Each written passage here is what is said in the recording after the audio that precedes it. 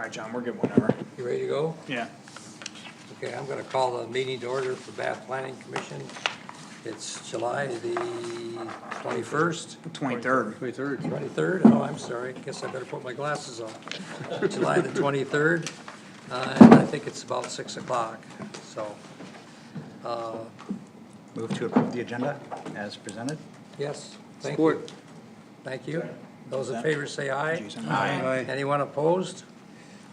Anybody have any conflict of interest? Hearing none, we'll move on. Thank you. General public comments. Mr. Kessler, you want to wait until the private road? Thank you, sir. The minutes of July 9th. Has everybody had a, One minor change. Okay. Chair Reich wasn't here to call it to order. Who? Oh, it says John Wright called it to order? Yeah, that's our Well, that bad. was the second time you guys left me off. We got you. I've never gotten accolades for chairing a meeting yet. Well, I got you, I think I got you adjourning it, so. Oh, that's close enough. It was, Wearing somebody else's clothes. yeah. It was vice chair. We got it, thank you, sorry. is there a motion to approve the minutes with that change, or do you want to wait for it to come back? I'll make that motion. Sorry. Who seconded it? Mr. Cochran? Ray. Those in favor say aye. Aye. Anyone opposed? Thank you. Miles, do you have any communication for us? None at this time.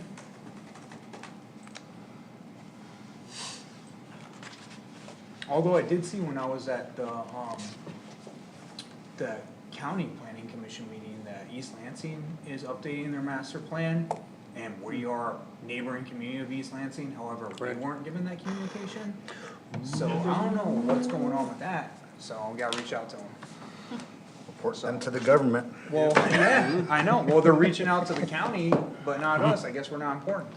They're not even in the county. Right? That's true. So you're required, whenever you do a master plan update, Yes, to reach out correct. to every zoning body that you border, Correct. so. Interesting. So yeah, I mean, they didn't give us communication, but I would say if you're interested in knowing what East Lansing is doing, they're in the process of updating their master plan, so. I'll try to get some, Get some whatever information their for us if statement you is on can. that. Or maybe when they're holding meetings. Yeah, yeah. Good, thank you. Let's move on to old business, private drive review. Miles, do you want to give us just a little brief update? Yeah, basically what the update is tonight is, Mr. Kessler, has provided an access and maintenance agreement. And that's why the planning department ended up bringing this back. I think it took them a little while to get it, but just, legal and cabs are all, everyone's very busy right now. So we wanted to bring this before you guys. I'm not seeking any action tonight, I more so just wanted to introduce this and give everyone some time to look it over. I haven't sent this to legal yet, to our legal, I wanted to get the planning commission's thoughts, and again, I don't necessarily need those tonight, but we probably will have our legal counsel look this over. If there was some kind of, movement, we'd like a condition that, Bath Township Legal Counsel review the presented and provide recommendations. If applicable. But that's the main reason we brought it back, as a part of the, new private drive language, anyone seeking to establish a private drive now has to, have a accompanying agreement covering access and, maintenance. I know that there have been some other access issues brought up, so, that's the purview of the planning commission to get into that tonight. But yeah, that's where we stand on it in the planning department, we kinda playing the ball in this court, because these private drives are such a case-by-case basis. Yeah. And we knew that going into amending that ordinance, so. Is there future action that will come related to this? Yeah, I mean, I'm sure the developer is seeking action related to this. So is the idea that, so this is the piece that was missing, is the idea that if this were to pass legal review, township legal review, there would be an expectation that there would be signatures related to this? Yeah, I mean. Prior we- to approval? Yeah, before that land, so this is, works similar like the conditions we place on PUDs. There's not necessarily a building permit per se, because it's a series of different buildings going up on, single family housing private property. So our conditions would read something along the lines of, the, accompanying access and maintenance agreement shall be reviewed by legal counsel and signed by all applicable parties prior to the establishment of the proposed lots or parcels. So we wouldn't approve the land division until we're all squared away. Okay, so is there any reason why we can't move this forward tonight? Well, I think, so when we did our review, Yes, there is. we looked at some access issues, and then actually, some of the planning commission members did their own research, and I think they wanted to talk about that, so during our, staff recommendations, we kind of put the ball back in the planning commission's court, so. Will you pull up a map for us, or can you? Yeah, I can. Yeah, Miles, I'd like to open the meeting to a meeting of the whole unless anybody objects, so we can have a dialogue with Mr. Kessler. Do I hear any objections? I support. that. Thank you. Me and the whole, I have requests by John's, but. I hear no objections.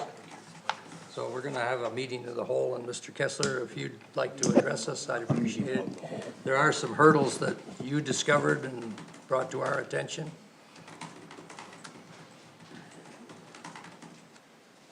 Back to this agreement for a second. Yeah, absolutely, if you'd like It to. took 6 attorneys to get this drawn up, so if you wanna make it number 7, give it to your.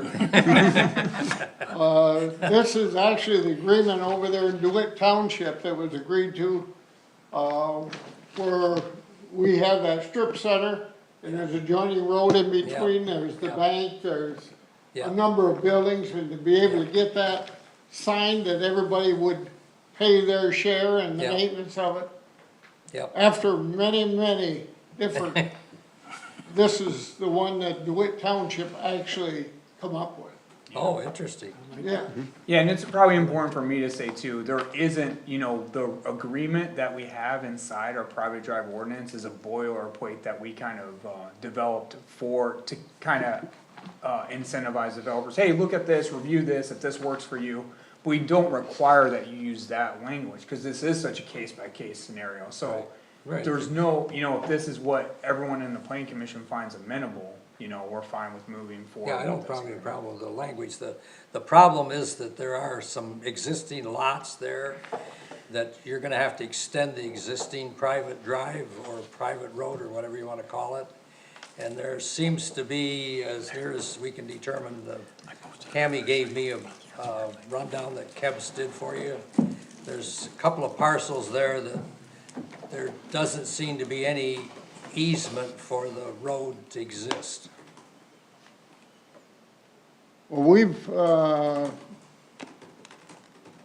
we've dug up 2 or 3 that, we've asked the parties that live there, which, don't get me wrong, there's no objection from them, Correct. as long as there's only 5 lots. And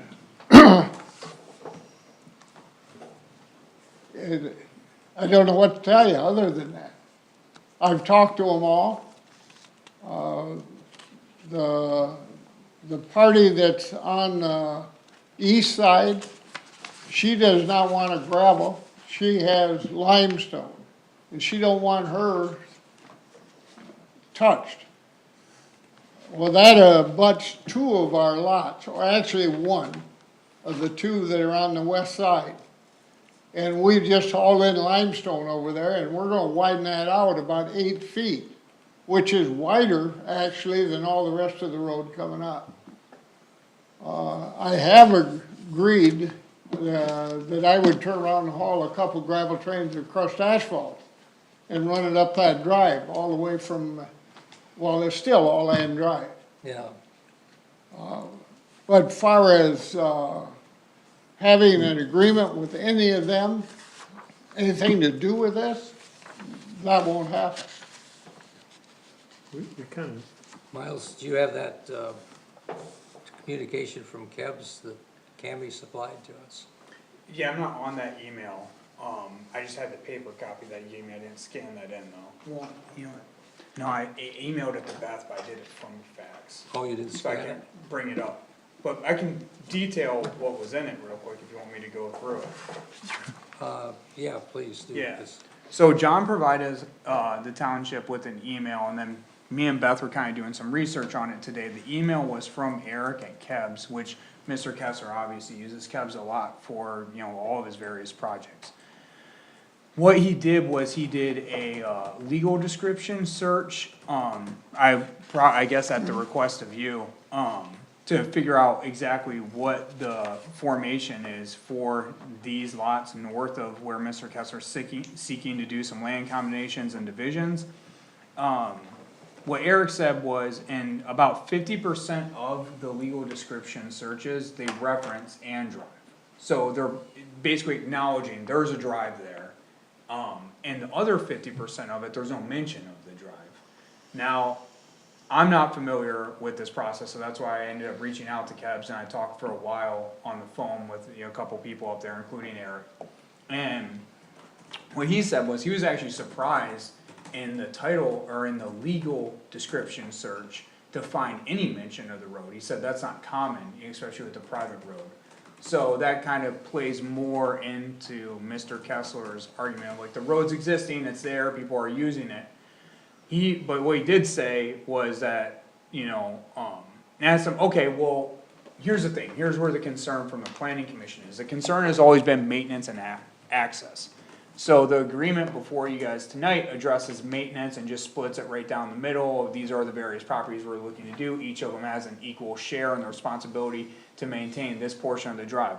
Now, I think it is probably an undue burden to come in here and say, well, these 5 people have to sign into an agreement to, cover maintenance for this entire section of the drive. They should maintain, you know, fair is fair, I guess, what their section is. These people end up having more traffic on it, but, you're gonna try to get a developer to buy them into some kind of maintenance agreement. I feel like that's creating barriers to entry that might be undue for the developer. Again, this is all my opinion, but access is kind of that's a real issue. I said our fear on the township side is, we basically approve this small private road, and then which if we approve that, we will approve the divisions. Now, there's some language in our land division that says, you know, all the applicable agency permitting requirements are on the, developer and the homeowner to acquire. So we put the issue of access to said home that could be proposed back on said homeowner. Correct. Now, so legally speaking, it's not the township's problem, and that's how this whole private thing has been, but fundamentally speaking, you know, so, you know, how this actually works in the real world is, there could be a concern from these homeowners, you know, something could happen 60 years down the line, you know, or 5 years down the line, I don't know, where homeowner up here says, you know what? I'm done with these people down here, and Mr. Kessler, I don't know if this is gonna be an issue or not, so I'm in the world of what ifs. And I don't know how much value there is, but homeowner X could say, hey, you know what, I don't have a deed, or I don't have an easement going across that guarantees public access, I'm over it. Don't drive on my property anymore. So is the 50% with that language in their deed on one side of the road versus the other? Well, that's what we don't know, when I talked to Eric at Kebs today, what he said could rectify this whole thing is a title search. So that, I was like, well, Eric, cause I don't know, again, I'm like, Eric, what do you think we should do here? Like, what's your recommendation? And he was like, just do a title search, and then you'll better understand the access that you are working with. So, there's this piece up here, which Mr. Kessler has an intention to turn into a public road, so this situation likely could take care of itself. In the meantime, Mr. Kessler could easily build into his access agreement to cover this parcel. Oh, I see. Therefore, this is that problem parcel we've been dealing with for a long time, that the township just, works with Mr. Kessler to re-asphalt, trying to get it in the end zone with the road commission. But, you know, he could just quickly amend and say, hey, you have access here, the problem lies, is there access here? Now, what Eric said and what I've seen in the past is, you could do the title search, it would be revealed in the title search, oh, there's an easement across all of these, and the language within the easement says there's public access along this easement. Boom, there's no problem, this thing's in the end zone, where all my concerns are alleviated. Yeah, But I don't know until a title search happens, is what I'm saying. Now, if the planning commission still feels like this isn't something that you're worried about, you don't care about the externalities, you know, that far be it from me to tell you guys how to think. What, the question I have is, I mean, what is it that we can do moving forward that will inform the process? Cause it sounds like a lot of this is just outside our hands. Well, that's the thing, it is. I mean, when It it is. comes to private drives, we wash our hands of it a little bit, for better or for worse. And, you know, sometimes in the township, it's been for better, cause it's created an opportunity to establish more homes, and, you know, that's obviously a good thing. Sometimes it's been for worse, because then you have neighbors in conflict looking to the township for resolution, which we don't offer. And that's what's hard about private drives, and that's why there was some resistance to even go down this road, but I still feel like the risk is worth at least the pursuit of the reward, but I'm not saying that, you know, that's the hard part, and every situation's gonna be different. This is a unique situation with a unique fix to it. Well, I'm still not quite clear what it is that we can do. I mean, I would imagine in theory, we are supportive of this. We just have concerns about access, right? Correct. And easements. right. Yeah. But there's nothing that we can do now that is going to change that, right? That's. Well, if you did a title search, you could better understand access. But say the title But let's reveals. say it it was comes a- back and it's all muddy still, then you're right back where you are now. But there's still no action for us to do to remediate that, cause the road won't go in if there's access issues, right? Or would it? Well, no, you could still, this is the thing, if you like, approving the road, the small private road, if you had access issues, it's kinda like, think about it like this, if you're like approving a road here.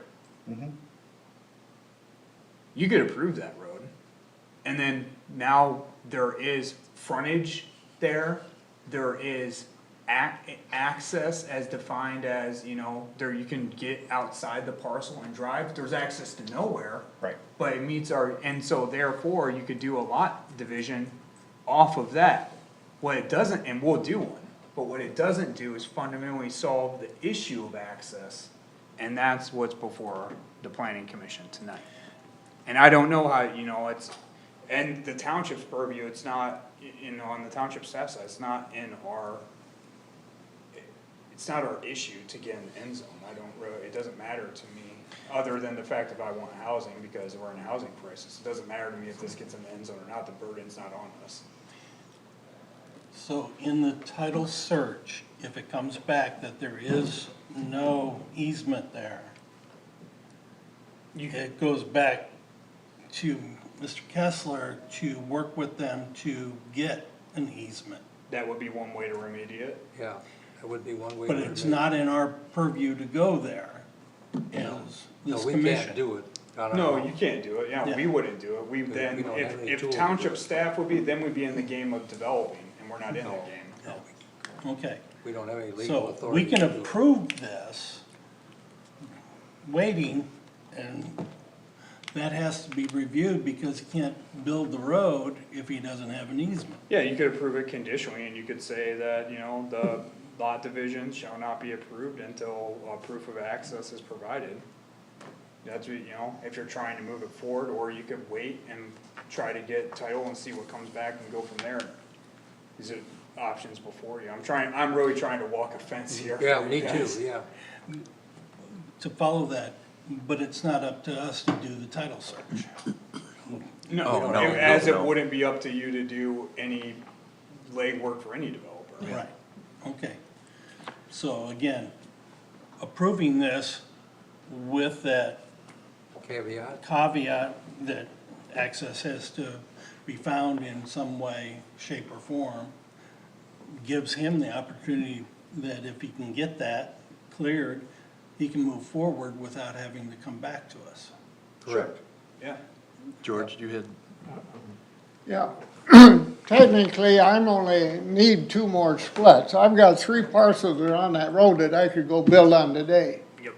And we would approve. You know, them. we're really only talking about splitting 2 other parcels, making it 5 instead of 3. You have your power lines going all the way straight back. Yep. The easement for that's on one side, the gas comes up the road on the other side. And it's no different than Ann Drive, where you just brought up, where we just re-asphalt it. Right. You know, all of them homes. There's another one that, on, this section down, I believe they're gonna move a trailer and they dug it out, to build a different home there. I don't know if you've, I saw that today. yeah, I did too. All the trusses and everything are laying out, ready to go. So you know they're gonna build a pole barn or a house. It or looked like a do pole barn something. to me, yeah. But there's still Better building not- going on better in not the be a back. Now we gotta drive down there and see. Yeah, what's you going gotta drive down there, cause it looks. on. Now, if it's a barnuminium, I can get behind that. That thing better have a kitchen in it. Can you do an overlay of the project on here? Yeah, Yeah, would you I went please? down there today and looked the So whole thing I can over. understand So you got a that. nice mess of turkey down there So too. he Holy has that big palm access, he'll have Yeah, access to plus a the lot other of ones quotes. except for Young that. ones run. Yeah. Could you Those are explain? the, first off, what Mr. Kessler's saying right now is there's 1, 2, 3 parcels, and there's this larger parcel right here, which he's working for his condo So the one, development. the one on But the left, he but- has, he'll have all the signatures he needs to go down that back part of Ann Drive, that furthest west piece. if he wanted to, right now, he could put a driveway on this one, either here or here, oh, the and we would backside, yeah. approve it administratively right now, with our caveat of, access is on the homeowner to figure out, it doesn't matter to us, it's a private drive. Okay, What he's seeking to do is do something along, and I'm freehand this here, so none of this is I gonna be, appreciate it. it's gonna be something like this for this parcel, thereby building one more access than what was previously allowed Oh, I see. here. okay. And then, so that's that, So that has to go off that East Ann Drive. yeah, and that's this exhibit here that we're looking at. Right. Let me get to the other exhibit. Then there's this parcel here, right?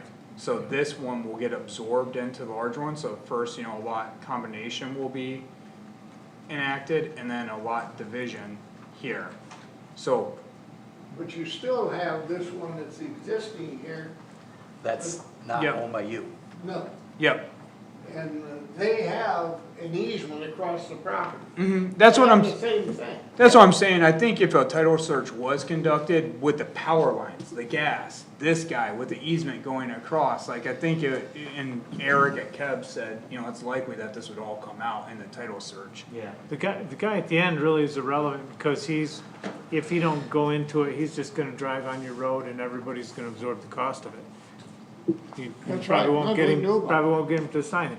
But the other people, when you're going south through, even if they don't sign it, you're saying we can't approve it because they don't sign it?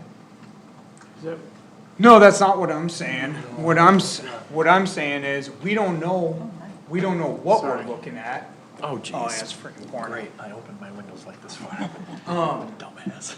Anyways, we don't know, what I'm saying is, we don't know what we're looking at right now, because when the legal descriptions have been the only thing that the developer has looked at thus far, half of them show, an indication that the road is there, the other half do not. Okay. According to Eric at Kebs, and I'm out of my element here, Right. but according to a guy that knows more about this than me, that's even unusual that many are saying that, which points towards the likelihood that if a title search was done, especially with power lines and gas and all that, like, Consumers Energy ain't putting power lines anywhere without easements. Oh, yeah, There's they sure likely have. an easement that states some language that says public use. You got But I don't one know lot, that for too. sure without conducting a title search. Cause the board comes right up through there and they, right? But that's the formation Mr. Kessler's looking to do, so lot divisions here, creating 2 more parcels, combination here, just making these parcels more equal in size, instead of like a very small one, then a very, very large one. And then a division here to divide this one off of, and then he's got his 40-unit development down here. That he's looking to do off Gary Lane, which is a completely different thing. That's a whole other subject. It's a whole different subject, whole different piece. Absolutely. So is there any substantive difference between approval with the conditions that easements are clarified and signed agreements of a legally approved, whatever, agreement versus Maintenance agreement. waiting until those documents, all that's clarified, and then making it? And then you guys would just have the, pleasure of reviewing it. But, we review it, But you're gonna review it, we correct? review it anyways, and then he doesn't have to come back here. So subsequently, if the condition's placed either way, I guess it doesn't matter to me. Even if the condition's not placed at all and it's just approved, I also don't care. Because it's a private road, it's their problem. Well, no, it becomes our problem in the future. Oh, yeah, when somebody the can agreements complain are. about it, sure, yeah, but then they're gonna complain about it, and we're gonna say, man, that sucks, you should really do your research before you buy a house. But is that the right thing to But do? that's That's not a what we moral, do. that's a What we moral We question. absorb the problem in the future. Yeah, That's sure, what we want to sure, avoid. sure. And that's the whole reason of requiring an access and maintenance agreement, so I'm trying to give you the tools in the toolkit here. And it'll be on, the developer to do the title research? Yeah, I would never recommend that we pay for anything to help a developer build. No, I mean, that's basically what we need though. Yes, yes. Yeah, I think that would clarify this. If it doesn't clarify it, I think the language should read something like, proof of access be provided or created. Right. So there's no substantive reason, other than the pleasure of reviewing the documents once again and having Mr. Kessler show up to yet another meeting. He'll probably be coming again anyway, Well, I figured he would, but honestly. I'd be okay. Maybe not for Coming this. down here. I think the problem that I saw with this is, when we did the private road thing, we really never thought, I don't think, at least it never came up, somebody extending an existing private road that may not have clear easements for the road to exist. And the situation here is you got two parcels that may or may not have a documented easement for the road to be used as a road. And I don't wanna get in a position where we've said, well, you let this one slide, now how come you're making me comply? I don't think we wanna let it slide, Right. but I don't think we necessarily need to require another Hurdle. No, I don't think we meeting need another meeting, to but I review think we it, need to but I- address the issue to make sure that there is existing easements Yeah. recorded for the road to exist. I That's the think we need to concern I've strike got. that balance between doing our due diligence yet moving Yes. things forward. Right. If we do these title searches and find there is no easement, then what happens? Then Mr. Kessler, I'm sure, would wanna get one. Well, he might No, have to. there's no such a way, it's no different than coming into the back of Hawk Hollow, what we just asphalted. It's no different than going right on by, instead of turning up this piece of Van Drive, continue all the way around to the back, into the homes back there. There's no easements for any of that. No, there's no easement, Really? no. So if I own the property, second property unit off on this road, and I don't have an easement, what somebody asked the question before, what if that guy just says, you can't drive on my property anymore, period? I own this far out, which is at the center of the gravel drive, then what happens? This road has been there. It's been there, true. That's Rich Road? That's it, and Drive, Oh, okay. going up. Here's the piece here. Yep. It goes all the way up to here, there's no, from right here, Where it becomes coming private. down through, there's nobody has easements on anything. I've turned around and when we redid this, I had the engineering work done to be able to turn from this point to this point to make that a county road. Right. Well, I asked the Bath Township to do Yes. it. And Now it's paved. the road commission, you gotta remember, really doesn't want it. They don't wanna plow anymore. Now. But you this did it group to their in here specs, so. Wants this piece from here up to that point, to be County a road. county road also. And then they turned around and they also would like to spend the money To to do turn this into a county road. Yep. Well, then Mark came up this morning with the same thing that we had over at the soccer field, over 40 homes. Oh, is that what he stated? Yeah, that's what he stated. 1.9. And of course, I used this as an example with him, that this has got, 4 more homes here than what I wanted to do at the soccer field, including on the, down the Ann Drive. Yeah. So I had less homes there. what did he say to that? Well, they're not gonna You didn't have an budge. answer, did you? Then he turns around and it's a question of what Bath Oh, decides. put it over it. Yeah, that's right, absolutely. You're the ones that are actually telling me want to accept it. And if these people are willing to upgrade that road, this road was built the same time I built the rest of them. And that homeowners would be responsible for the cost of that? If they're talking that way, yes. Interesting. To bring it up to snuff, It wouldn't cost us anything. no, but you would take it over. Yeah, it's Yeah, cost right, us, that's- And we talked about snow plowing. Hell, the county's never snow plowed in their life. Well, when we built this, we plowed, because we Right. came in this way and we always plowed it all the way out to Chandler Road. Well, they don't like all those spider web, tar marks on those roads. That's why they wanna get rid of Yeah, those. there you go. Yeah. But, it's almost a moot point when you start talking about having an easement on a road that's a drive, you can call it anything you want. It's still nothing but a drive with no easement So from point A to B. what would you have us do then, tonight? Turn around and, make me sign this agreement and throw it back on me, that if I wanna go ahead and spend the money, I'm not talking to have title insurance and chase it down the road. Let me worry about it, Yeah. because You're the developer. that's right, I'm gonna, once we got this, I'll make anybody that buys one of these lots sign this Absolutely. and be in agreement with it. Yeah. And these people here, I've spoke to them. And that's why I say this little piece right here, Yeah. she has limestone there. She don't want any part of gravel or anything. Don't I want saw it that to big dig pile of up. limestone you put there. Yeah, well, I'm gonna widen that out a little. I'm not gonna, I'll come over on our side Yeah. and I'll bring it down past her in limestone. And then I'll build a road from here on down. With crushed asphalt? Probably gravel, 0.2 double A. Okay. That'll hold up better. Yeah. Yeah. Asphalt. But I did tell them I would bring in a couple, 3 train loads of crushed asphalt. And they actually said, hey, you bring it in, we'll spread it, we'll take care of it. And we'll work with them. They're a pretty tight-knit community here. That's a good deal. This one here was built and there was no road for them to be built on. That's only, what, 10 years ago, something like that? So they just need an easement, not, they don't need to necessarily sign the, they need to sign the Maintenance agreement for an easement, but they don't need to sign on to No, I the guess, costs. I guess, yeah, they don't need to sign Sign on on to for the the cost. costs. I mean, I would say just because an easement isn't established now, doesn't mean one can't be established. It's not the town, we're not going to establish it. So, I mean, if they don't sign the maintenance agreement, who maintains the road? They'll have to figure it out the same way they do now.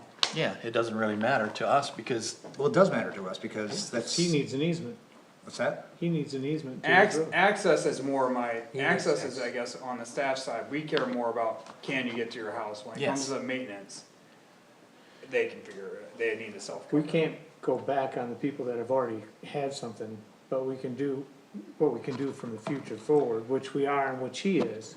But he can't make them sign the Yeah. agreement to, but he also needs access to I make mean, his I think road. you need access, but that's me. If I owned one of them homes on that street, and somebody come up and wanted me to sign something, I wouldn't, but, You what? You I wouldn't sign, wouldn't. I like a have no maintenance reason agreement to. or something? no.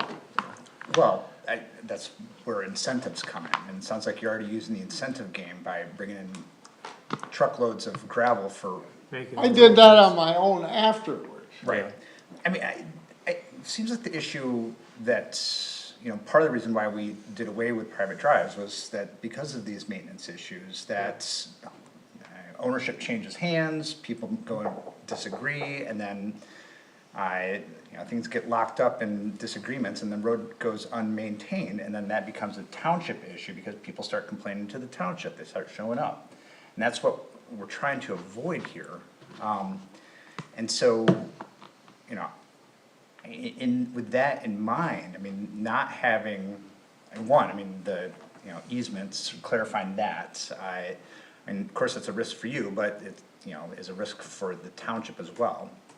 But then the maintenance agreements, if the new owners are going to be willing to, foot the bill on the maintenance of the road, full road without the signed agreements by the other residents on that road, then sure, maybe that's their prerogative. They'll know that going in, because they have to sign the agreement. Yeah, they would have to sign, if they were buying a house or building a house back there, they would, do due diligence. So they would be required, they would be held accountable for the maintenance of the Correct. road. If there's, per that agreement, for their section. For their section. Yeah, nobody So wants. right now, the maintenance agreement reads that they are responsible from here. Well, how's the rest of the road maintained currently?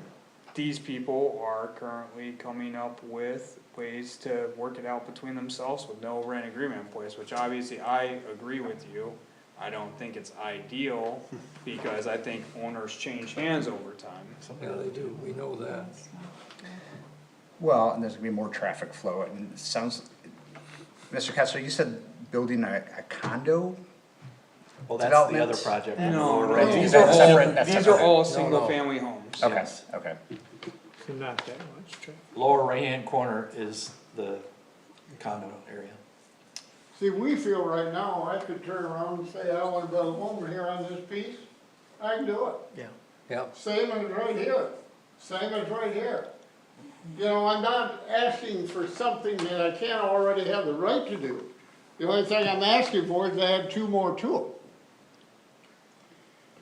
We're getting into a stalemate that you can't. I don't think we're in a stalemate. No. This is not a stalemate, this is, we're tasked with, thinking about the future of the township, as you are as well as a developer. And, we're doing a right turn on our stance on private roads in this situation. But we still have the prior concerns that we have in terms of road maintenance. And so, obviously, it would be a lot easier for us, if there were signed agreements by all the, property owners on that road. I think that would make us feel a lot more comfortable in terms of, there's a plan there. But right now, it sounds like the plan is the developer's willing to take a risk on, and maybe pass that risk off in a somewhat informed capacity on whoever buys those 5 parcels. Basically, that's true. Could it be? All right. Yeah. Well, I got a grandson that might end up owning the 5-acre one. He'd be on the end. Is it a township requirement that they can't, to split these things, he's gotta have a new agreement and stuff that he can't? Yes, to do these splits, there needs to be a new private drive agreement that meets the new modern standard. Because by the old private road agreement, we couldn't approve any division on a private road if it doesn't meet our new language. Correct. So he's trying to bring it up to the new language, but the new language only requires access and maintenance agreement for the section. However, there's a moral issue of, well, what about access to the newly created small private drive? I think that's why the maintenance one is an issue. I hear everything Commissioner Almaridge is saying. Access seems like the bigger one, though. If I had to pick 2 that are of an issue, access is the bigger one. I think access is also solvable, though, and it might already be solved. We don't know. Just by doing a title. Just by doing a title search, then it could be, okay, this proof it's solved. Access is no longer an issue. And that would just be written into the, When they do the title search, they'll find the easements that lay there and be like, oh, public access, here you go. Yeah, But that that's one doesn't, scenario, that's not yeah. the And if only it one. doesn't lay it out, then, then it's on the developer to get it in the end zone if that's what ends up, being the holdup. Well, and does that utility line, there's a significant utility line goes Yeah. right Yes, down there that is. road. That's what I'm saying, that's why Eric myself, I feel like you know, it's likely that there's some kind of public access Yeah. along this. Well, there's also a gas main there, I think, too, isn't there? There's a gas main, the board water and light runs up through there, there's fire hydrants up through there, So there's water there too? I Oh, saw yeah. a fire hydrant out there. yeah. Yeah. Usually those utility easements though are specific, this easement is for water, this easement is for, you put it like, this, it doesn't give access for a road. No, for sure, I just So- feel so like that's that, not- since those were established, I feel like Yeah. it'd be odd if there wasn't also some Yeah. kind of road access, but you are right, they're specific to what they're, Yeah. Quite often, that's the case. So, if we wanted to develop a brand new private road, that's easy. well, that's easy, cause you're going off of the public. Yeah. Yeah, But where we've got existing homes on an existing gravel road, to make that a private road, that's where it gets difficult. It is a private road. Well, it is, yeah, but I mean, but to expand it. Yeah, to lengthen it, if you will. But see, this is what I don't understand, where the crux is because that last house at the very south, there's access all the way to that house. Yeah, it's on their deed. Yeah, We've seen but I'm, that. you know, Those are so the- Yeah, we've seen that. that should be, Again, though, that might be, again, title search. yeah, true. Yeah. So what do we say, conditional, on title search? Move it forward, or? it's up to you, the commissioners, Are Well, you that's- making a motion? is you making a motion, Mr. Cocky? Sounds to me that that's, you know, condition, We're what gonna we've talk all about- agreed We're gonna talk about on. this agreement more or not? Excuse me? We're gonna talk about this agreement more? Yeah. Yes. I got a couple of questions on this. Well, certainly, you don't mind, do you? No, Okay. No, just on, number 2, connection to drive. It says, access point to the private drive from the respective property shall not be changed or modified. Well, there's no access now. Changed or modified from what? If it's existing drive, I can see you can't change that, but there's no drive now. I don't that's know- true. I don't know if that's true. There are drives to each one of these, but they're just, you know, I don't know if they're. But even ever though, even titled. after he splits it? Then there would be, no, you'd have to create Yeah. one. So, yeah. So I think we need to, once the drive is established, you can't modify it, but it's not been built yet, so. And the other one, number 6, is how's that gonna be enforced? Each property must contain public liability and property damage. Who's responsible for making sure that happens? Is that something you gotta file a copy of that with the township, or? Nope, we wouldn't enforce any of this. No. It'd be, this gives the developer, this gives the homeowners the tools in their toolbox to self-enforce. Like, let's say a neighbor Exactly. doesn't do So- that, and the other neighbors are upset about it, now they can pull out this agreement and take them to, civil court and say, you're not living up to this agreement you signed into. Correct. Where it's harder to do that without these agreements in place. Oh, yeah. But in that, we're saying that really has nothing to do with us, and No. that's something to do with them, so. Correct. I guess just for the argument of not making this more complicated than what we could potentially, I don't see any reason why we couldn't, you know, have him go forward with the stipulation that he first gets the legal title search for us to give our blessing on, if you will, to make sure that there's no So once he fly in gets, the ointment there, for lack of a better term. We've got a motion on the floor. Is there a second for Mr. Cocky's motion?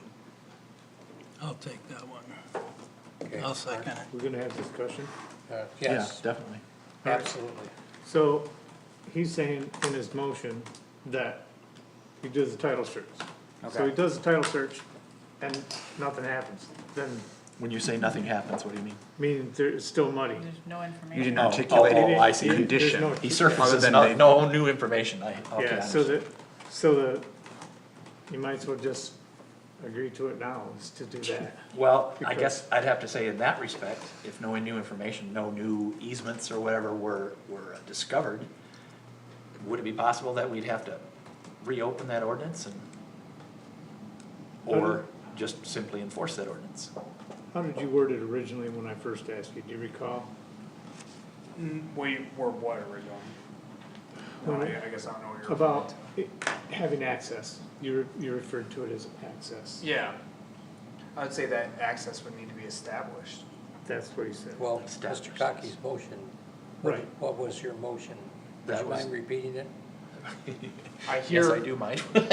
There's what he said and what was intended. Yeah. Maybe Yeah. clarifying what Two was different things. intended. Do you wanna For- amend your motion? I would like to amend it to include what John just stated about,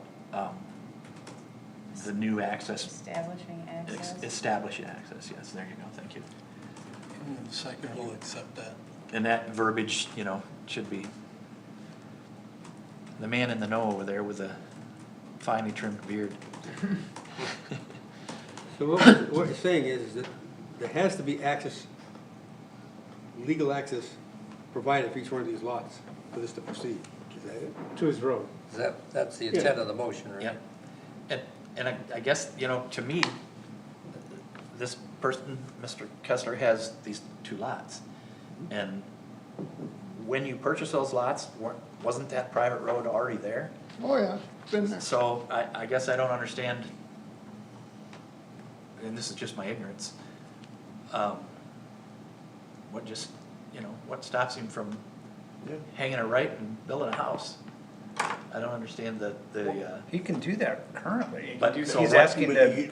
he wants to split the make lots. additional ones. Yeah. Yes. Okay, so we have present ordinances that allow the subdivision of a larger property, like he has, and that he wants to do, correct?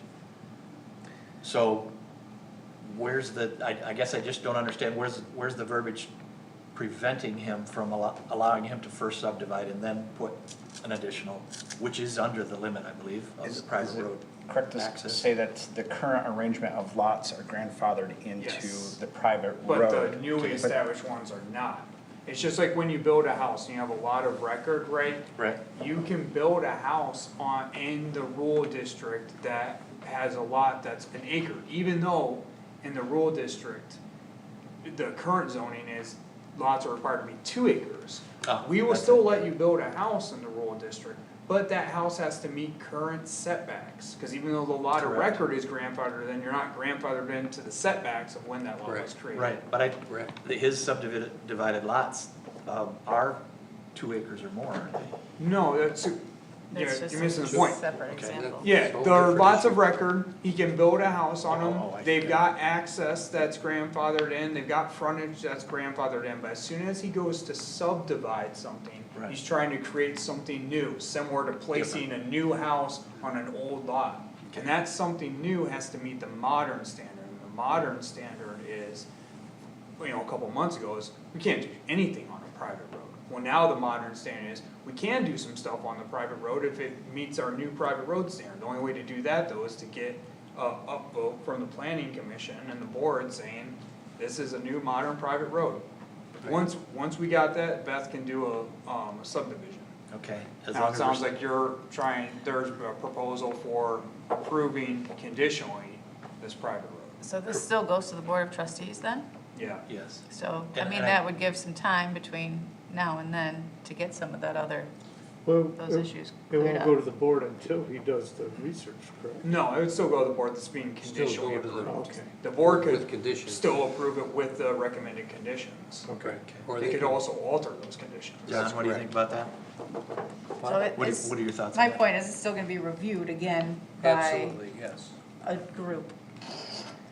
Well, since this private road's been there for years, Mhm. is there anything that grandfathers that access, if I own a house on this gravel road, The only thing that would grandfather it in is if a agreement, and that's the problem, there probably was something drawn up back in the day, I hope, but maybe not. There was maybe a handshake done back in the day, I don't know, I wasn't there back in the day. And back in the day, it could be the 1950s, Yeah. And but somebody could have an agreement in their attic, and if that agreement was sent, these parcel numbers along here all have a share of responsibility to provide access to each other. If that was ever shown, we'd be like, yeah, now we're grandfathered in now, we got access. But I feel like that may come out in a title search, so we'll see. Well, again, before we vote on my motion, I don't wanna make a nebulous motion just for the sake of making a motion, I wanna make sure that we're all in agreement when we vote about what we're talking about, and that we're all on the same page. So, Cause there's a lot of things floating in the air here. I mean, I still have a concern, and it's about maintenance.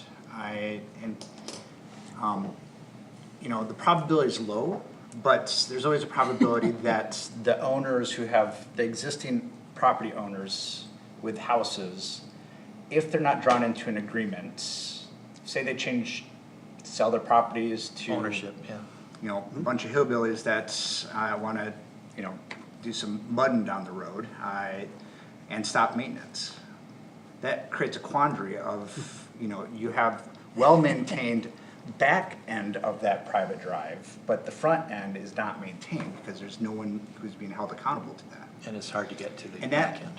you know, so we do have a situation where, I mean, we can remediate, and that's the original problem, one of the original problems Right. with the private roads. Right. I mean, That exists today. it with creates a those. burden on the developer, but I think Mr. Kessler is, you know, crafty enough to perhaps find agreements of the existing property owners. Probably won't try it. I will ask them if they have any, because I have a legal right to use it. I Correct. mean, I've had private roads, they different than the road going around the lake on the backside of everybody's home. They can't shut it down. They, definitely you have the right to use it. And we have the right to use that road now. Basically, all I'm asking for is to be able to split and end up with 2 more lots on it.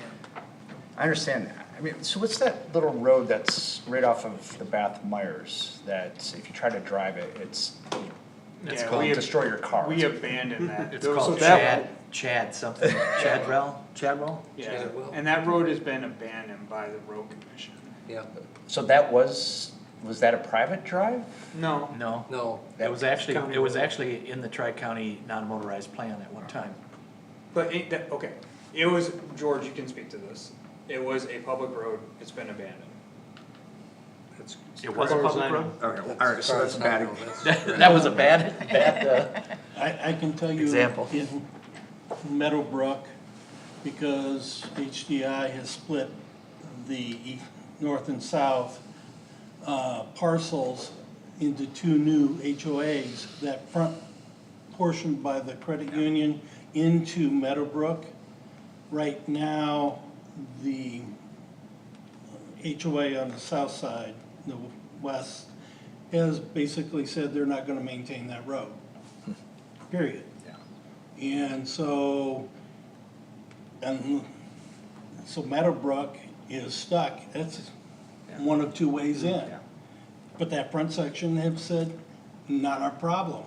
And HDI says it is, he's got paperwork for it that they're trying to work through, but that homeowners association said, So, stick it. Deer Path Drive And is. it's now got potholes. Yeah, so Deer Path Drive is a road near where I live, off of Clayce.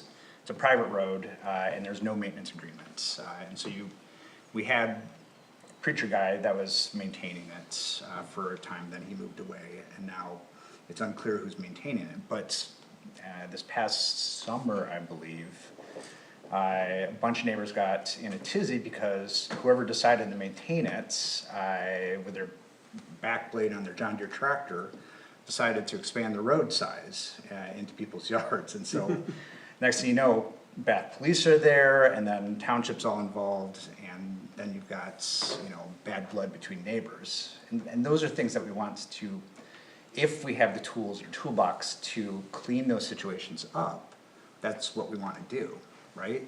Right. As a planning commission. And so, How do you see doing that in this situation? well, I think we're a bit in a pickle. I mean, we could go the route of approving this on the condition of access and maintenance agreements that's clarified among all existing homeowners. I don't have the sense that the developer is gonna play that game. And so, and, you know, he also has a valid point that, you know, he can develop the existing parcels without doing the splits. Correct. You know, I think it's a matter of, you know, and I'm not sure where the balance is, but, you know, I'm just saying that as a planning commissioner, it would be nice to have, you know, clarification on the maintenance agreements. so that we don't have the potential of a future problem in that area. Even if the north part agreed to let the south part take care of it. I mean, if that agreement were to put the maintenance of the entire road on, you know, the new parcels, but, you know, and the new parcel owners decided to sign the agreement. Well, what you're Sure. saying, what I hear you saying then is that even if he does nothing, if he decides, okay, the hell with it, I'm not gonna develop it, though, we could still come up with that exact same scenario with those northern, users, owners. That's correct. So, what you're doing, what you're saying is that he's already stated that when he sells a house on these new developments, he's gonna require a maintenance signature on, For, the new for the those. frontage that's. Correct, but I guess what I'm trying to say is that you are congloming, you know, two different scenarios into one. Because yes, while it's true, it could come out in the scenario that you're saying, right now, everything is just fine, and we've had no problems with those 5 that are out there right now for the last 30 years. And all we have to do is determine whether or not we wanna go forward with kind of a sub-note of the present. It's, we should always keep in mind that, it's important for us to clean up, you know. Oh, very much so. Problematics. In this situation, is the juice worth the squeeze? Probably not. But it's, you know, it still would be nice to clarify, you know, who's gonna maintain the road, so that Right. we don't have future problems. You know, I agree, go ahead, I'm sorry. I I've was been gonna talking. say, I have a separate but related question.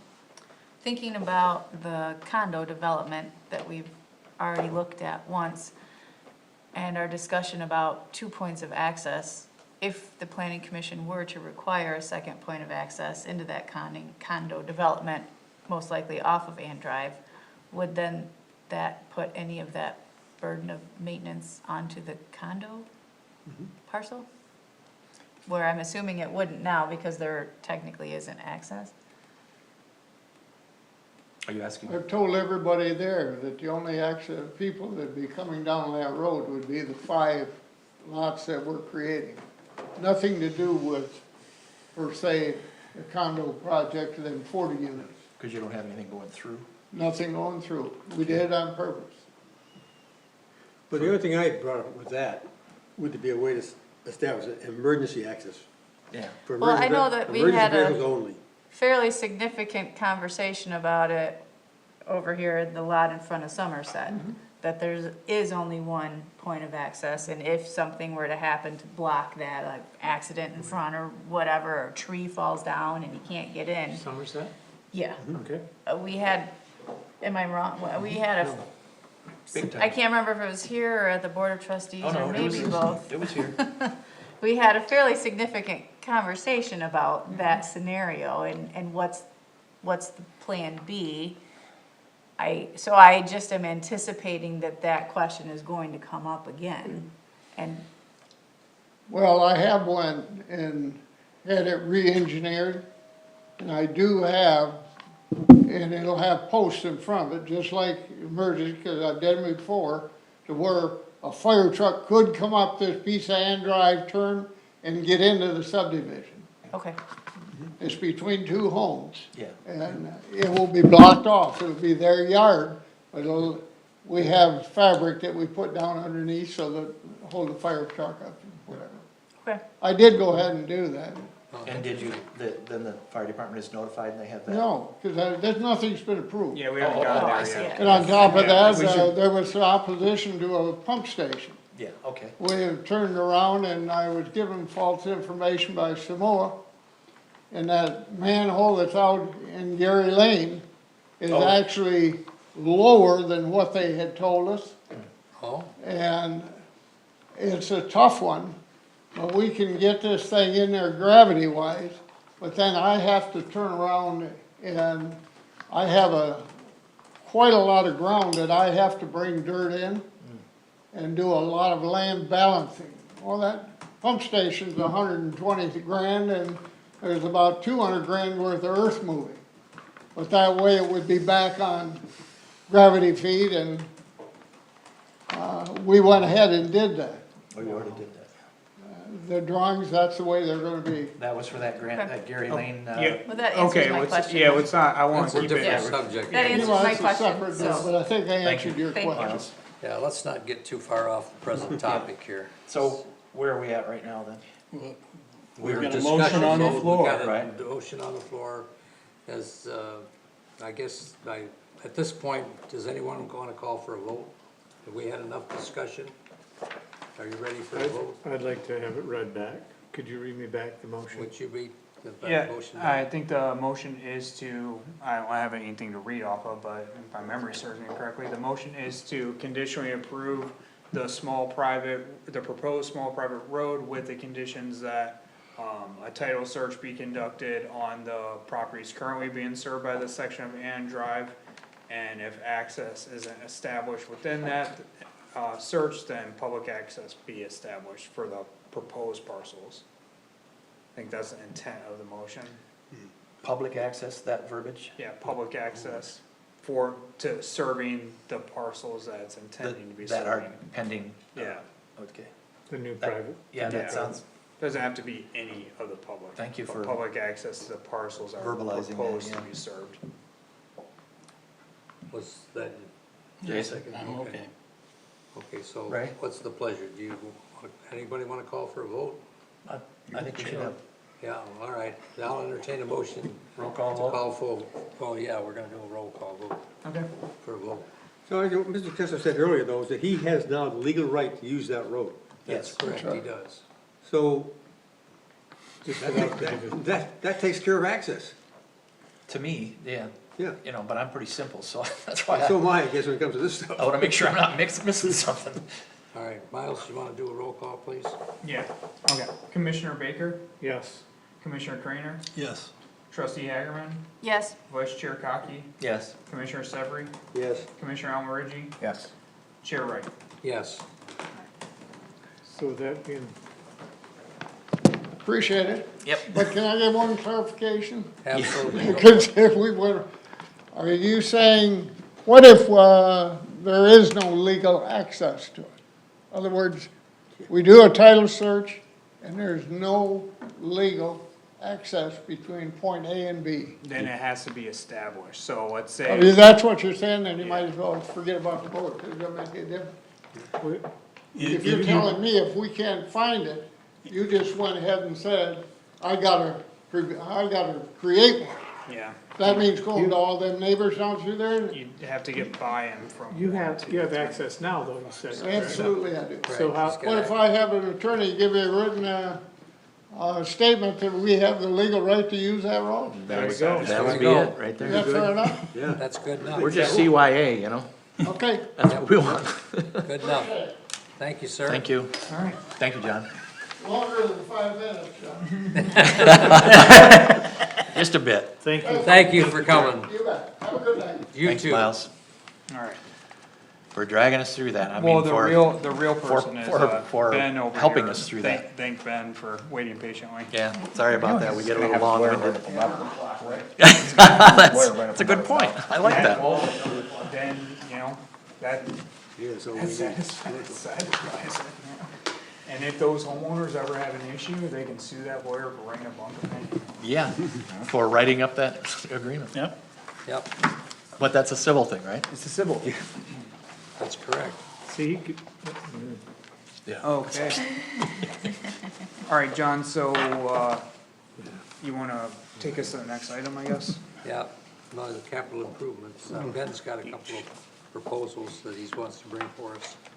And just to remind everyone, if that's okay, real quick, I'll jump in here. Oh. So we're not scoring anything tonight, this is the presentation portion of it.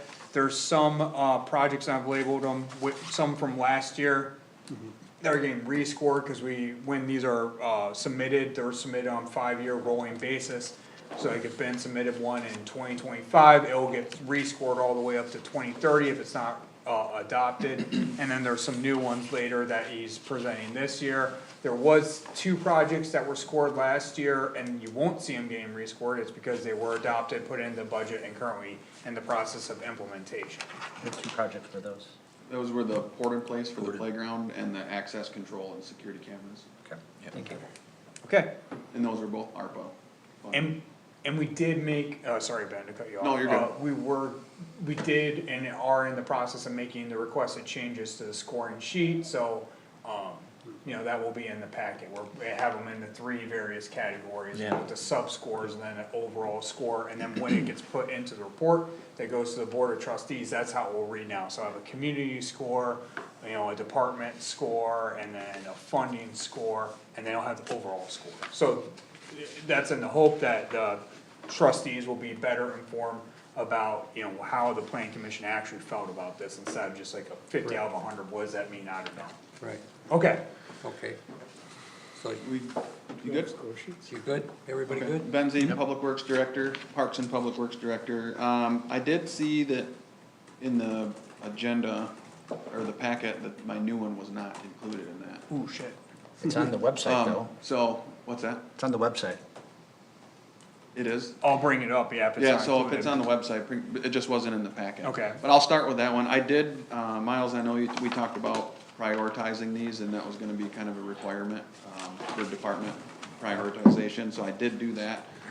So if we can start with the new one Yeah, let me just get it for pulled this up year, I here. can start talking while you're pulling it Okay. up, but, the new one will be an, engineered parking lot for Wiswasser Park. Originally, I proposed this as a budget expenditure for 2024. It was not picked up by the board this year. I think that we kinda got the cart ahead of the horse a little bit as far as the board in place, for the playground, because that did get picked up. Oh, this was, And- excuse me for interrupting, but the one you're speaking of now is for the proper drainage and all that? Okay. Yeah, so the issues we're having at Wiswasser Park are mostly caused by the runoff, the stormwater runoff that comes down Park Lake Road and enters in through the driveway there and ends up flooding the parking lot and washing all the gravel and wood chips onto the playground surface, in turn degrading that playground surface worse each year, and it's starting to get bad. And I actually, did you get those pictures that I sent you Yep. also, and you could pull Pull those those up? up. Yep, so I had, last year, I had Kebs come in and do an engineering drawing on Wiswasser Park parking lot, which would include a detention pond and water control structure to kind of mitigate and capture some of that stormwater and divert that away from the playground. We're not gonna eliminate all the stormwater, because there is gonna be, it is just a low spot by nature, so we're still gonna catch the 2 and 3 inch rains that we've had on the playground itself, but we'll try to eliminate that stormwater runoff from the road. These are pictures I took after, I think they were just a couple weeks ago, when we had that 2 inch rain. And so that's where you can see all the limestone washing all the way through the playground. The wood chips are up on the playground surface. If you're not familiar with that limestone, it's really slippery, the slime that it puts out there, so that creates a hazard on the playground. We did mitigate some of that with the sidewalk, which was low last year. We fixed that spot, but this playground structure can get really slippery, and, you know, it is a hazard. Is there the one with my hand in the water? I don't know if you I had don't know if I that. had Right that there, one. so I put my hand in the water, and there's 6 to 8 inches of water there. And everything that you can see, the port in place is actually above the water, barely. So the new port in place will actually come out to that black bumper, and we won't have that wood chips in there at all. So hopefully we can pick the playground level up enough, and then catch and divert the stormwater away from it with this new parking lot. We'll be better off, and the longevity for both the parking lot and the playground surface will be much better. So I'm prioritizing this as our #1 department priority for our CIPs. It kind of, I feel like it has to get done.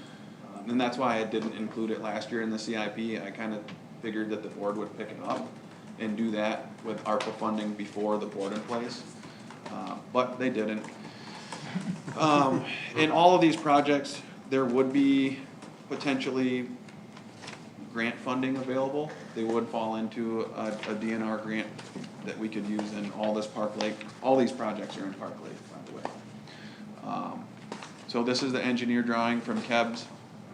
They would create identified or designated parking places, which is gonna help get more parking in there keep people off the grass, keep people from driving on the grass and destroying the property.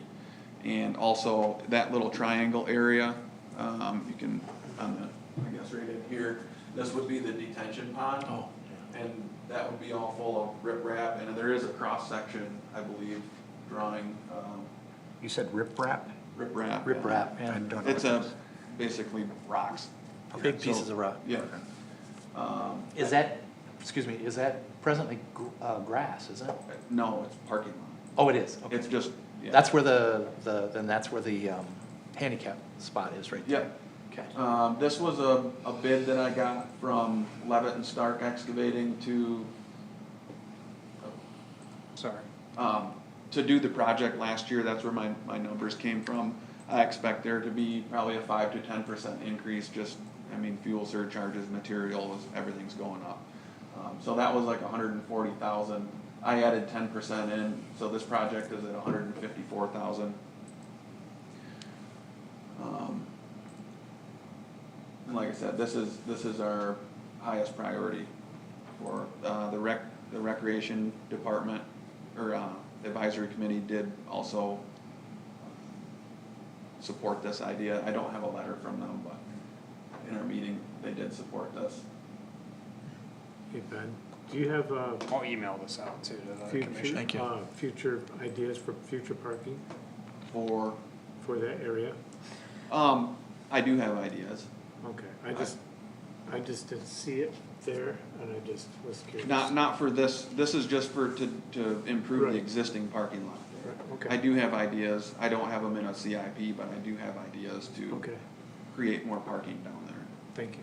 Would that substantially alter the existing parking or build it? No, On top of you would it. actually gain parking places, mostly by identifying them, so people aren't just parking all different angles, and that, Helter the way skelter. that where the detention pond is, it creates a weird angle for people to park in there, so you have, you know, several different ways people are parking, which is eliminating parking places. This would identify them, allow for more parking, more access, for handicap. It would be curb and gutter with ADA accessible, so you're walking, rolling, anybody should have better access to the playground structure. Cause it is a ADA accessible playground structure too, so, giving that access. So are you gonna Where's raise most of the water coming from that's flooding this out? Is this coming off If- Park Road or? Yep, so it comes down the hill from the south of the park. It comes Yeah. down the hill and it kinda splits right there, and some of it goes into the parking area for the playground, and some of it goes into the boat launch parking area.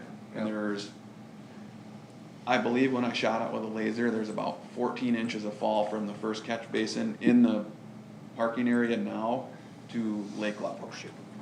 To where the outlet is in that, so across Have the you talked to the road. road commission at all about taking care of the water that's coming off their road? And this is their water that's flooding your parking. It's also their water that's flooding my house, but yeah. Well, you know, it seems to me that the road commission ought to take care of the water, the drainage that's coming off their Well, road. but they also built the playground in the lowest spot in Bath Township, so. It's because it was free. So, yeah, I mean, some of it, we could try to re-engineer that, but, I mean, the structure is there. It's just such a low area that there's not a lot of space for it to go anywhere, so capturing that Yeah. and holding it until the water can go somewhere. Yeah, and the road commission, to your point, Ray, I mean, they can probably do some ditching to help grab it and push it along, but then a ditch large enough to grab that capacity of water, like, what's the safety issues of putting a giant ditch around a bend on a road like that? Yeah, it's actually the drain commission that is Yeah. responsible for that. Speed limit's only 25, so. Well, you could almost kayak down that road. Yes. I don't know, I feel like to Ben's point, you know, you gotta grab the water and put it somewhere. Oh, you do. A detention or retention pond makes a lot of sense. Oh, very much It does, no question. Is part of the plan, Ben, to raise the level of the pour-in place at the playground? No, So What's the it's still level of gonna the be in a playground hole in then? relation As to I the level understood it, of you were the lake? gonna take it out the under, so when they do the port in place this year, hopefully, they will be removing the existing surface and recompacting the base. And with this engineered system, they may be able to tie that, cause there is drain tile on, cause it's porous. They will be able to, I'm hoping to tie into the existing drain that's underneath that playground structure into the detention pond and water control system, so hopefully, you know, absorb that water that. How much does that, straight to the north between Wiswasser and the highway, that really low, almost always wet area, how much is that a factor in your drainage? Is that There is is that- a, It seems like so there's there a, is a catch basin right here, I Yeah. believe, there's that little black dot, and I believe that goes back to this ditch. All the way. Yeah. What I was thinking of up here is, if, pardon me for going on a segue, but an earthen berm along there might actually help some of the runoff. that's You coming got from the corny highway. with MDOT, they're on. Yeah, yeah, but that's, I don't know that, that was just yeah, but the, off the top. so the part, so it's kinda two separate areas of water, I mean, yeah, that, it does help drain it, but they're different directions, so this drain goes to this ditch, Right. this drain goes across the road, so To they're. the lake, yeah, So it would be catching and diverting two different, that's two different, yeah. Projects. I guess what I'm asking is if, just your opinion, do you feel that if an earthen berm was approved along there, would it break any wetland laws by filling that low spot in? I'm not a wetland expert, I I don't know. would say it would probably cause more problems for MDOT getting rid of their water. I think so, okay, But again, I'm not a Thanks. road engineer or a wetland expert. yeah. And I emailed this out to planning commission, apologies. Thank you. But again, I just wanna reiterate that it is very important to protect our $150,000 investment in the playground also. And you did mention that that's your number one this year? This is our number one priority CIP, yeah. Yeah, Since okay. that port in place got picked up, Right. and we'll be discussing that at the next board meeting, so. You guys got any other questions on this one? Everybody good? Did you, can I ask one question? Yep. What was the, surface you were gonna put down on that new parking area? Do the same shit we do. It'll be, Add a template, concrete curb and fix it. asphalt. Oh, it will be asphalt, okay. Yep. The reason I ask is cause, you know, you wanna get rid of that, Yeah, the that slime. limestone, yeah. Yeah. So if there's if it's not approved as is there a scenario that you could do something with that to lower that budget? Gravel it or whatever, I mean, is there a backup Oh, plan? to, If this don't go through, is there a backup plan to do something on the cheap for it? my only idea would be, I'm just actually, throwing my it out original. there. You don't have to share it, I'm No, just sure, throwing it I out can there. share it. My original idea before I had this engineered was to eliminate this triangle of parking here, cause everybody tries to park here, Mm-hmm, and then they're, you know, they're parking on this angle and then this angle and all over the place, but was to eliminate this and, cause it's already, this is the lowest spot in the parking lot, and to create just a green space here with grass to try to filter out that limestone slime, and then possibly, you already have your ADA ramp and access Mhm. here, eliminate this curb cut and Okay. put, you know, fill it in so it doesn't allow that limestone to get on. It still does wash around this corner a little bit, but most of the limestone comes right through this curb cut. Seems quite a drop right there too, as I recall. So, but that's where the water wants to go. There was another idea to put another catch basin here and tie all these together. But again, there's only like 10 inches of fall, over 200 feet, which is That's not, not much. not a lot. On George's comment about somewhere to cut monetary corners, would you consider, maybe, substituting, crushed asphalt for HMA? We could. I mean, that would be. I mean, you'd eliminate the slime, but you're not gonna eliminate the water and the wood chips and the, you know, all Correct. the rest of the debris washing. out. But that is, permeable too, so you may be able to do something with drain tile underneath it. Yeah. And it would cost, you know, $100,000 less, you know? Just a thought, that's all. I think Thanks. it looks nice. Thank you. Who did those drawings? That was Keb's. Kebs, okay. Alright. Alright, on to the second one, so I'll just prioritize this. Okay. We'll just go, well, I guess I can talk to him. Nice, set the order, that's fine. What's that? Set your order and I'll Yeah, go. so my next priority would be the boat ramp parking area. And I'm gonna combine that, I think it'd be very reasonable to combine that into a grant with the kayak launch, so kind of combining the two into one. So boat launch and kayak, yep. Yeah, so the idea would be to completely re-engineer and have Kebs or some other engineering firm engineer that parking now that we have the two new parcels to the north that we purchased. So we would do land combination, when we do a survey and land combination to get all those into one parcel, and then create a new redesigned parking area that would flow better, with directional traffic, however they decide to engineer that, but also incorporate this kayak launch at the boat ramp. So right now, we've got one that's titled boat kayak launch. There's another project, just kayak launch. Now, you combine those into one project? Yeah, so the boat, so there was two separate, Yeah. there was the boat ramp parking area, and then the kayak launch were two separate CIPs that I did last year. Yeah. I think that they go together, Yeah. to re-engineer the boat ramp parking area to accommodate the kayak launch. Yeah, it's a little confusing, that's why I gave it one cover sheet though, just to try to convey what he's trying to do. Yeah. And I did not get updated pricing on this, I used the engineering pricing that we got for the parking lot here for Wiswasser, and basically square footage prices that I got from other quotes. So the total for the combined project, where it's priced out before, will be 238. Correct, and like I said, those were Yeah.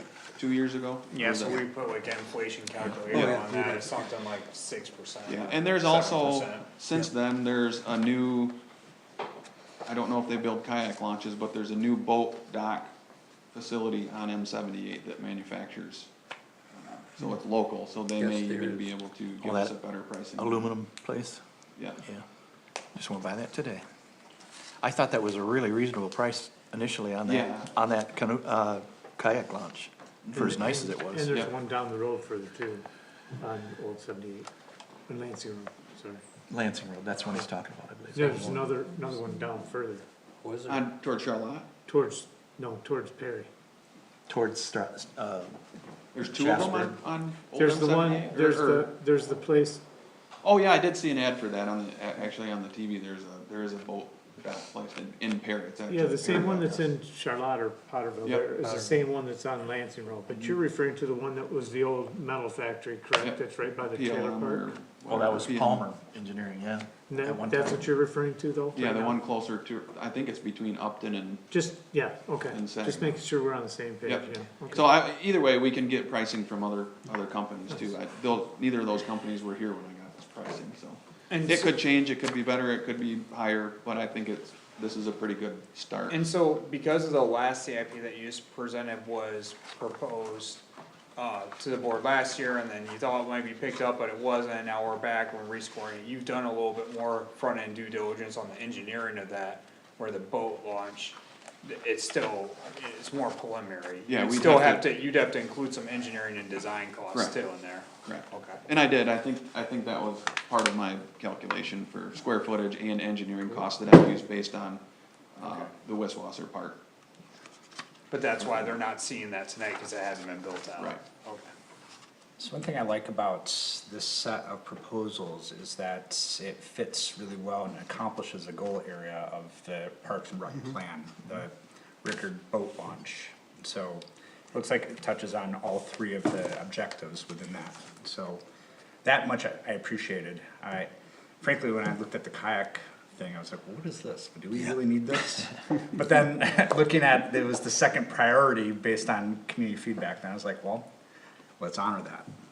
And it might keep them out of the beach, Yeah, Yeah. no, I'm just kidding, they do use. Do you see any potential for grants for part of this expense? for grants, Yes. I think actually, Mark Trotter was, when we were down talking about the crosswalks, Yeah. he said this would be a perfect thing for the DNR trust fund grant, or, I think this is Spark Michigan Water, Yep, water trails, Yeah. there's another one for that, yeah. So, other than, I think Ingham County just built a concession stand with the DNR. You know, this actually is a DNR access for a lake, we'd have a pretty good opportunity and pretty good chance of getting that grant. He actually mentioned his wife was on the review committee for those, so. She's also president of the MUCC, Yeah, Michigan so, United Conservation. being that this is actually a DNR access site, you know, accessing Michigan waters, we got a pretty good shot at accepting some, or being awarded some grant funds. When it, if I may, for the Park Lake Advisory Board, back in the day, Dan Hayes set up some trail cams down at the boat launch, just so we kinda wanted to get some statistical data on how many boats actually used the launch, you know? And it came out, the most recent we have is from 2019 to 22, and it comes out to about 700 boats per season, which came out, as I just did the figures, about 4.6 boats a day. So if you could just put that in your, and I have the charts Yeah, in Excel. there's always a boat trailer down there. Yeah. But I mean, there's 5 slots there for parking, so we average 4.6, sometimes there's a lot more, but not very often. Do you have any data on kayakers? The kayakers has been growing exponentially. At one time, Summit Sports used to do actually a free clinic, you know, and they would launch that was back when Jack, Phillips, when he was supervisor. And he kinda chased him out of there, but then they started doing it at the creamery. Yeah. But then they went out of business, so. Yeah. I think that'd be a fantastic idea as a kayak launch. Yeah, I always see I mean, you know better than me, Ben, but every time I drive by there doing inspections, I'm always Yeah. looking over, there's a kayaker. Well, yeah, and you know, with your age group and are more and more getting into kayaking and. Can't afford a pontoon, but we can Well, afford a exactly. kayak. Well, having kayaks from the boat launch for the 4th of July weekend, I can say if I were older, more frail, or I mean, like me, right? handicapped, it would not be a good time trying to launch a kayak from that spot, so. No. This lends itself to the, you know, the asset that a professional kayak launch would bring to the community. Did you have any plans of putting any new fishing docks? I think you mentioned something about that before. We talked about moving it, but we've been out in the boat when we put the buoys and things out, there's really not a great spot because it's so shallow. Yeah. You know, by the time you get, you know, you'd have to get 4 or 5 sections to get out deep enough where there's. And I did notice if you don't mind me talking a little more about this, the township land that is in front of the old mobile home park. And the channel the deep water is right out there. I think you could reach deeper water if you had one down, you know, farther, what would that be, west? If you moved it farther west. And that could be, but we haven't done a whole lot of investigation. Yeah, on that. exactly, and that's, We talked about putting the fishing dock down closer to the boat ramp, but again, it's pretty shallow. and you're Which looking into also the wind too. makes a good point for kayak launch, if you do happen to tip over right there, Yeah. you're in, you know, waist deep water. So I have a question, not necessarily related to this, but how often do you work with the county in terms of seeking county funds to support some of the parks? I haven't had any experience with that. Have they ever approached you? Yeah, here's some money. We have approached them several times. It's not a question against you, it's, Not at all. we have concerns about county investment in the parks in Bath Township. John, did you have a comment about what the supervisor, my cousin said once? And what did he say about? Every us? time I ask him, he said, not on my watch, it'll never happen. When he asked Bob Showers about, would he consider helping us over here, you know? That's what he said. I don't get Might it. be a new Might be set of time for, commissioners. yeah, I We think went so, to yes. the Parks and Green Space Commission, county, to try to get some monies for the trail and the beach. They just, well, if you're not, you know, a gravel pit, then we can't help you. That's pretty much what they said. All right, Any other questions on those, I guess, two proposals? No, I really like that kayak launch idea. And of course, the better drainage for Wiswasser. Yeah, and I'm sure we could try to tie into, existing, whatever we do at Wiswasser Park will be better, and we'll be able to handle that downstream at the boat launch. And if you guys have ever been to the boat launch lately, the parking lot's getting pretty bad. I don't understand how they ever came up with that idea, that keyhole kind of idea they put in there. It's just dumb. Can you use the stand-up boards, you'd launch them from the, Do I? no, Can I use them? would you launch it from? Paddle boards? Yeah, I don't know, I mean, I don't know if those would be conducive to using a kayak launch. I It'd was be just kinda like curious. surfing down the. Okay, is that what you were asking for Yeah, I a mean, kayak it's- launch to Or you launch? just launch it from the beach? Well, you Yeah, just probably walk in the from the water. beach or the shore would be That's best. it. You probably wade out because you have to get the kayak launch will actually get the kayak up out of the water. There's rollers on it and there's two handles, so you paddle up to it, kind of tip your, put the tip of your kayak into it and then use the handles to pull yourself up onto the stable platform. So there's no water underneath the kayak when you get in and out. Okay. You're on rollers and it's a slight incline both directions. Yeah, it's Cool. really good for ADA compliance. Yeah. they're I've nice. actually watched a, person paralyzed from the waist down use it. Yep, there's a bench that kind of slides out, and there's handles for people to grip curbs that their wheelchairs won't go over into the water. Pretty cool. Williamston has one. DeWitt, I think, does right downtown. Oh, I don't think I think they do too. Right down Yep, in on the park Dill- there, on Dill Road. on Looking Glass. Or Herbison, maybe. Yeah, purpose. Yeah, Okay. west of town. which one you wanna do next? The sport court. Let me find that one. More people are asking about pickleball. There's a huge market for that right now. All right. So the multi-sport court was basically proposed to go to the north and west of the bathroom building where we tore the home down. $54,000 project, that would include basketball hoops, 10-foot fencing around it to keep any of the pickleballs and basketballs from going into the road. So there'd be multiple net activities. You could set it up for volleyball, pickleball, basketball. How many pickleball courts? Would it be two? I think there's two in that one. Crossways? Yeah, they're perpendicular to the full court basketball. I think in the past you had some renderings, but you emailed them to me, so I didn't have them to Yeah, I include, remember but I seeing could them do too. some Yeah, there's a digging and couple. find them. Yeah, and I can send those to you. Okay. But, and then, so there'd be some sidewalk and also that I would like to connect over to the bathroom building from there, so we could roll, basically have access, ADA access, and that's where that, additional parking would go, kind of between the bathroom building where the existing parking lot is now. I drew it out, there's like a 60 by 60 parking area there, and then the sport court to the west, the north and west there.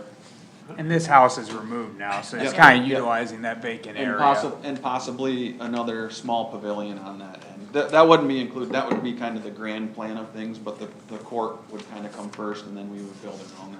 There is a well at the other end where the house was, so we could utilize that. We just capped Nice. it when we tore the house down. Remember We could utilize that well for water source, drinking fountains. Splash pad. There you go.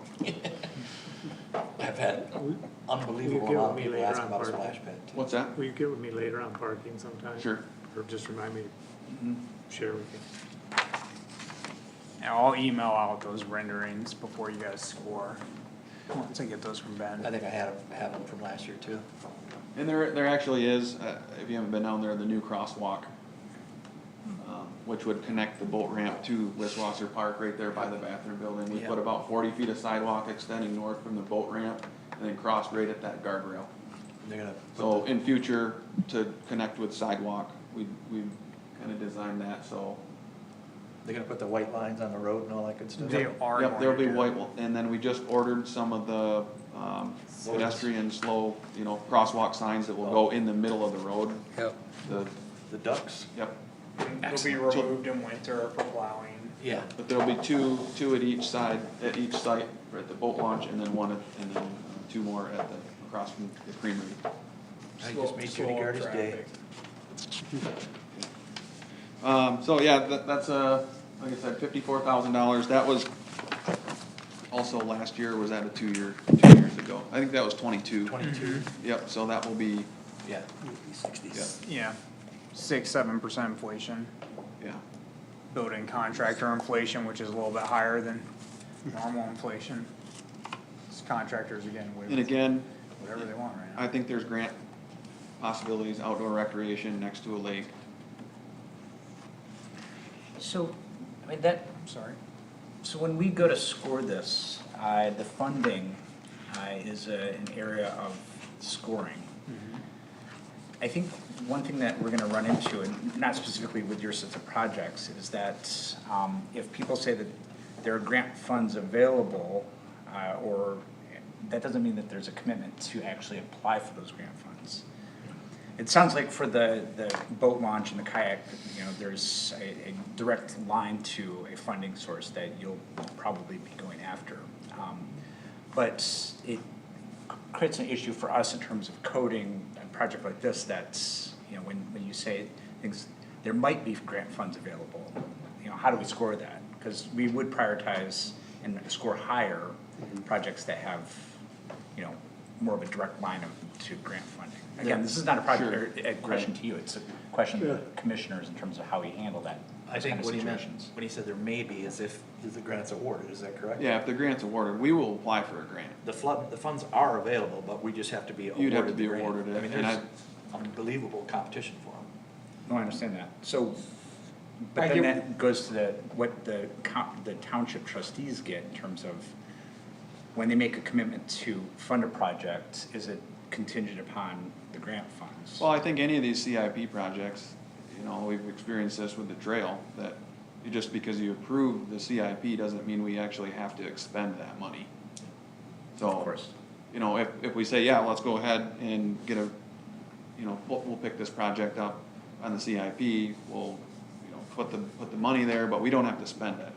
You know, then we can say, let's get grant funding, we can apply for that. If we don't get it, it could be a condition Yeah. that this project your- doesn't fly. To your point, so I think the challenge that you guys have is a funding score, right? You have to assign a funding score, so I think, you know, we have a metric like 1 out of 5 on likelihood of funding. So for the kayak boat launch, I think you score higher, Yeah. right? Because you're like, well, there's some direct lines Okay. to funding here, where this is more just like a recreational grant, they're highly competitive. Yeah. We may go after it, a lower score. And again, with the boat launch, we don't necessarily have to put the kayak launch in, we could put provisions in for it down the road. Yeah. So if the total amount isn't feasible, we have infrastructure there that needs to be improved and repaired. We need to use that regardless of what kind of funding we get, By otherwise just- we're gonna lose it. But I think just in terms of you guys scoring, as a rule of thumb, there's more grants available for water access than there is for multi-sport courts. So, you know, Well, and that's where the these, likelihood of funding's higher. that's where these presentations are helpful for us. Well, is it worth considering the project we would say should go if there's funding available? Well, that's As all opposed- part of it, yeah, cause Yeah. that's what that score is doing, you're giving a higher funding score, which If the one funding- indicates to the, board, hey, guys, there's some funding out for this, don't be idiots, you know, approve some of this stuff. But also gives that higher overall score, which then indicates that it's a bigger priority for you guys. Right. And with like the sport court though, we're talking, this is our lowest, cost project out of all of them. And It's 54,000, I mean, that's not really a big project. No, no, it's not. It seemed, you know, $50,000 is, you know, anyone personally is a lot of money, you know, when we're talking, you know, large projects, $50,000 is not. But that's kind of baked into the funding score again, cause remember when we talked about this, so there's 2 elements to the funding score that gives it the overall funding score. One of it is the 1 out of 5 on it, likelihood to receive grants, our one is 1 out of 5 is likelihood that the board will fund it, so. Something might get a high grant score, right, well, 5, because there's a lot of grants out there, but if the project cost is $700,000, the 10% match on $700,000, $70,000, might be higher than the overall cost of this project. And if the board determine, you know, if you think it's likely that one project's $20,000 and you get a big bang for your buck, might have a low grant score, not a lot of grants out there for that, but might get a high likely to fund score. So that's like, there, you gotta weigh all that There's out. another thing about especially the trust fund grant, is that you can use purchased land that was purchased specifically for that project as an offset for the matching funds. Sure, And, what is it, 15% of the engineering costs? yeah. That, yeah, it's 15% of the engineering funds that, say, the township would have to pay to get a conceptual drawing and stuff, you can utilize for Yeah. matching funds and the like. So when we bought that property and tore down the house, in the case of this project, you'd say, hey, these are our matching funds, we've already committed this towards this project. $90,000 right Yeah. there in matching funds, so, Yeah. you know, 3 times that is 270,000. So potentially you have the matching funds for a $270,000.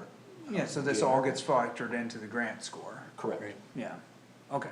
Gotcha, So okay. for me too, like this project, let's say this project goes through and they put that in there, that's gonna incentivize the other projects to be pushed further also, correct? Further away or further forward? Further forward, because you have more activity down there. Well, you'd still have to look We're, at the funds yeah, to as do the it, though. years go on, it becomes more and more of an asset and there's more and more of Yeah. a draw. Yeah, I mean, that's a long-term thinking there, Okay. sure. The next one, the bathrooms. Yeah, Okay, you got one more? the bathrooms. Yep, we got one more. There was some discussion last year on this. This was a quote, it was kind of a cool idea. It's expensive. This company that I got a quote from, it was $130,000 to $190,000 for a bathroom. Basically a glorified outhouse. But since there is no water or electricity currently at the park, we have trouble, you know, some of the other conditions, meaning, you know, heating it, plumbing is an issue. You gotta, if you're gonna keep it open all year long, you gotta heat it. So that's kinda why I went this route. I do think that we could build this bathroom cheaper with our own contractors, local contractors, and just buying raw material from them if we chose to go with Romtech. But there's vaults, there's a filter system to eliminate the smell. You see a lot of these at boat ramps around, at the state parks. It was just kind of a need that I was asked for, you know, through several of the community members. Hey, it'd be really nice if we had a spot at the bathroom, or at the beach to use the bathroom to change, instead of walking all the way down to Westwasser Park, or using the porta potty that, doesn't get maintained that well. So is there municipal water down there? No. There is sewer. Sewer, but the water stops at the community center. And there is an electrical drop there just west on that side of the road. I mean, you could get electric there. I mean, you could have consumers drop a meter there, but then, you know, we're talking drilling a well also. Sewer connection, electrical connection. So there's some other utilities involved with modifying this. This was just a base idea. This wasn't saying this is what we gotta do. We can explore that a little bit more, but I think the need for one is there. I put it as a number 5 on my priority list. I think that everything else is much more important than this currently. I think this is important, but I think that everything else kind of supersedes this idea.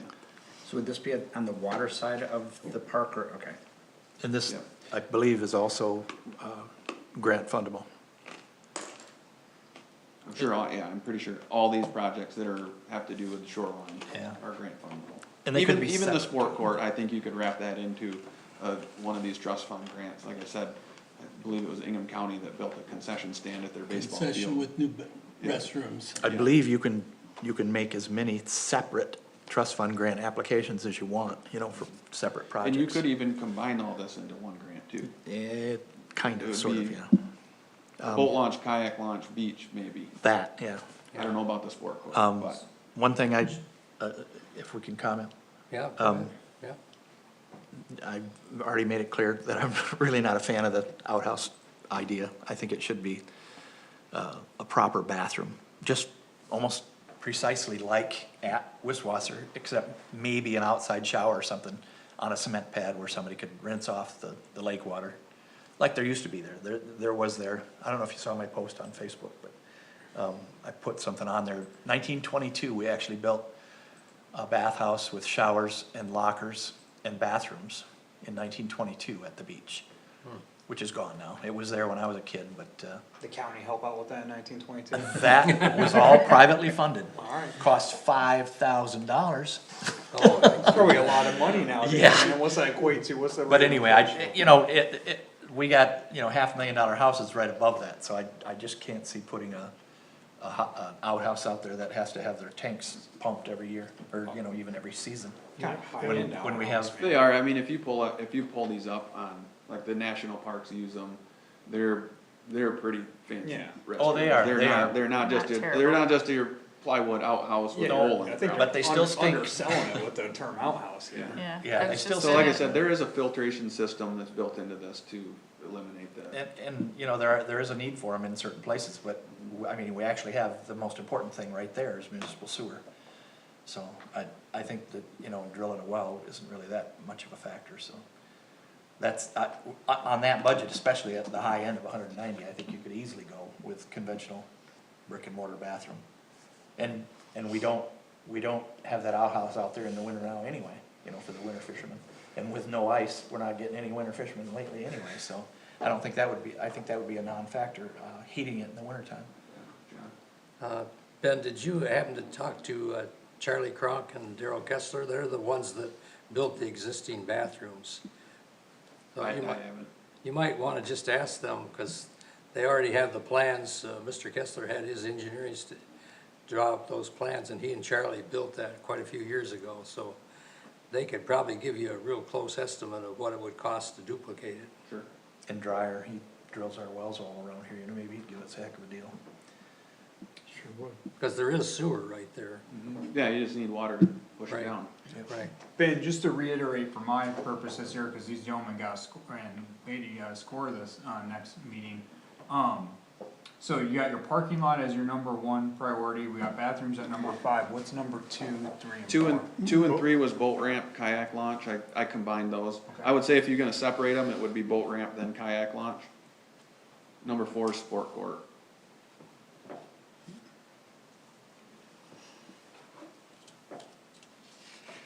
Okay. Can the bathrooms be designed to accommodate a changeover 20 years from now to water and sewer if the water line went through there? Probably, The vault style, yeah.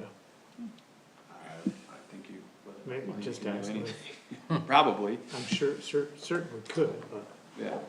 I didn't know if they accommodated. I for don't, I mean, I doubt they're stubbed in for it. that. Okay, I think the idea with these is you're in remote areas, Right. where there is no utilities. There's no utilities. Right. Have we ever thought of putting, free Wi-Fi in the parks? I know you have Wi-Fi at Wiswasser right now for the cameras and stuff, but, I talked a little bit to our provider, you know, ACD, and, they do have that where they actually, like if you go in there, Joe Blow, and sign up, you know, I mean, just log on, it limits you to like X amount of time, and you can, you know, like an hour, you can do it for free, you know? I don't know, I haven't. And that's Should just be something. off the Wi-Fi when you're at the park. That's kinda my idea, like, if you're outside recreating, why are you on your phone? should- Well, not be on I your totally phone. agree, but you know, there's other people in this world that are living on their phone that I see a very, and one other thing Really don't need is, that house. we need a big fluorescent orange sign at the beach that says no dogs. We have a sign there that says no dogs, but, easy. I mean, every time I go by there, there's like 4 dogs in the water, so. People love it, man, it's a millennial child. Yes, that's true. Anyway, sorry. Any other Got off track. CIP related questions? Yeah, anything that's germane, other than what I've been prattling about?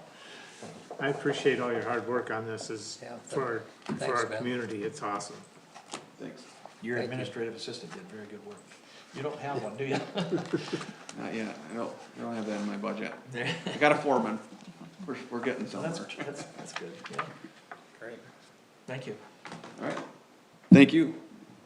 Alright, thanks, Ben, and, like I said, I emailed out, that one that we missed, apologies about that, I don't know what happened, and then, I'll get those renderings from Ben, I'll send them out for the multi-score. So are these the only CIP? So there was some that came through from the police department and fire department, so the fire department is budgeting out now for a fire truck. Yeah, that's, And then the police department is seeking to get another K-9. Unfortunately, I don't know if you guys are aware, but their, other K-9 officer passed. ICO. So those are, considered, non-discretionary though by administration. So I always, whenever all the CIPs come in, I get them all, and then I go to administration, I say, alright, which one of these are discretionary, non-discretionary? And that's the process in Bath Township right now, I know it's not been ideal, I know the supervisor has been talking to me, Karen, John, about how to rectify some of this, so if you have thoughts, I know Ryan is actively seeking input right now. I'd say reach out to him and let him know how you're feeling. Hopefully we can get a process that's more agreeable moving forward. I know we've been kinda like talking about ripping the Band-Aid off, but for the last couple of years I've been here, but never, not ripped it off yet. Yeah. When they say it's a non-discretionary project, does that mean it's automatically funded? Doesn't mean it's not automatically funded, because it's still gotta go to the board, and they Yeah. gotta figure out what they wanna do here, but they're saying it's to the level of need where, it's not, it's a need, it's not a want. it is a need, You know. yeah, that's what that means. So it's gonna take a higher priority than anything we're looking at here. Yeah, I mean, we're talking about fire trucks and K-9 dogs. Yeah. Yeah. Well, for that, but there's also road projects that likely don't rise to the level of need that Oh, should be George. scored. Can I ask a couple things? First, pull the sensitivity policy out for me. Oh, okay. And then the second thing is, could you What's the email sensitivity us the scorecard sheet so that we have Yeah, that to look yeah, at? no, that's a good call, yeah, I'll try to get that to you guys. We gotta put a couple final finishing touches on it, but we'll make that a priority actually And then I tomorrow. can kinda get it in my brain before we Yeah, even no, I get our don't, I think you packet. guys should have some time to look at that before the You normal print that out packet, yourself, or does he print obviously. it for They you? print it out here, Wow. Especially cause we're doing something we new. get it every week, or every meeting. I never saw it, I've seen it. Just as a point of discussion, Miles says, Ryan- I'm Ryan the and I oldest would use serving your member of laptops, the that's why planning that's- commission, I Okay. realize that, kind of an antique. But at one time, the planning commission did score things like police cars, fire trucks. Yep. And we set aside money in the budget for things like that. For some reason, the money that was set aside for fire trucks, got disappeared, I don't know where it went. I swear there was like Nobody seems to be 2.5 able to set find it. aside. Yeah, talk to the fire department who does their budgeting. They're a department, who does their budgeting and then submits it up to administration. And then administration fine tunes it and then submits it to the board. Yeah. But I agree, John, I've seen, especially in my time working up in the UP, we were advising communities on, a lot of it was how to do master plans and CIPs. And, I've seen them done a number of ways. Yep. It's not the Planning Enabling Act, I've said in the past, it doesn't have, especially compared to like the master plan or comprehensive now as they're Right, called. right. Planning process, it's a lot more clear on what that process should look like, where this process, it's not, it leaves it up to the municipalities a little bit. But I agree, I mean, it's been done differently in the past, it's done Yep. differently now, like I said, That's I've correct. reached out to the supervisor and let him know what you're thinking. What happens if we don't score their proposals? Just no score, just. a little Absolutely nothing, Alright, same as pro- happens like right a now. protest vote. Yeah. I mean, if, You guys, it's your pleasure to do whatever you want, again, Just go to the board. it doesn't matter to me. I'm here to administrate a I mean, I really, Right. I'm a servant of this Correct, body, that's that's how I correct. view it, I'm trying to do what the pleasure of this commission is. That's And if your correct. pleasure is to reject a score, far be it from me. well, I mean, we're statutorily required to create a CIP, right? Yes, And so if we don't act upon that, then we come out of compliance, right? sure. Because Can we're make the that board, argument. we're authorized to do that. I mean, that I'm still gonna process. make a CIP report, scores would just be 0 out of whatever. I think the issue that is that if we're gonna score, a handful of projects, within Parks and Rec and nothing else, what's the what's the utility of, This, the product, This right? process. It doesn't help the township trustees make informed decisions about projects relevant, prioritizing projects relevant to other projects. Yeah. I mean, it helps them within Parks and Rec. I think this is valid. I've had a conversation with the supervisor. I don't wanna go into like my thoughts I shared Yeah, with yeah, him. yeah. But I would just say again, like, I feel the frustration. Everything you're saying is valid. Some people have circumvented the planning commission CIP process and submitted things directly to the board of trustees. And I have talked to Ryan about that, Yeah. and that's been an issue of contention. Just like the planning commission is supposed to review all property purchases and sales, and have been circumvented many, many times. goes directly to the We've board. had that discussion recently on several occasions. That's something I There's think some we need to put on the agenda. changes that and I would speak like to see, Yeah. but the system grinds very slowly.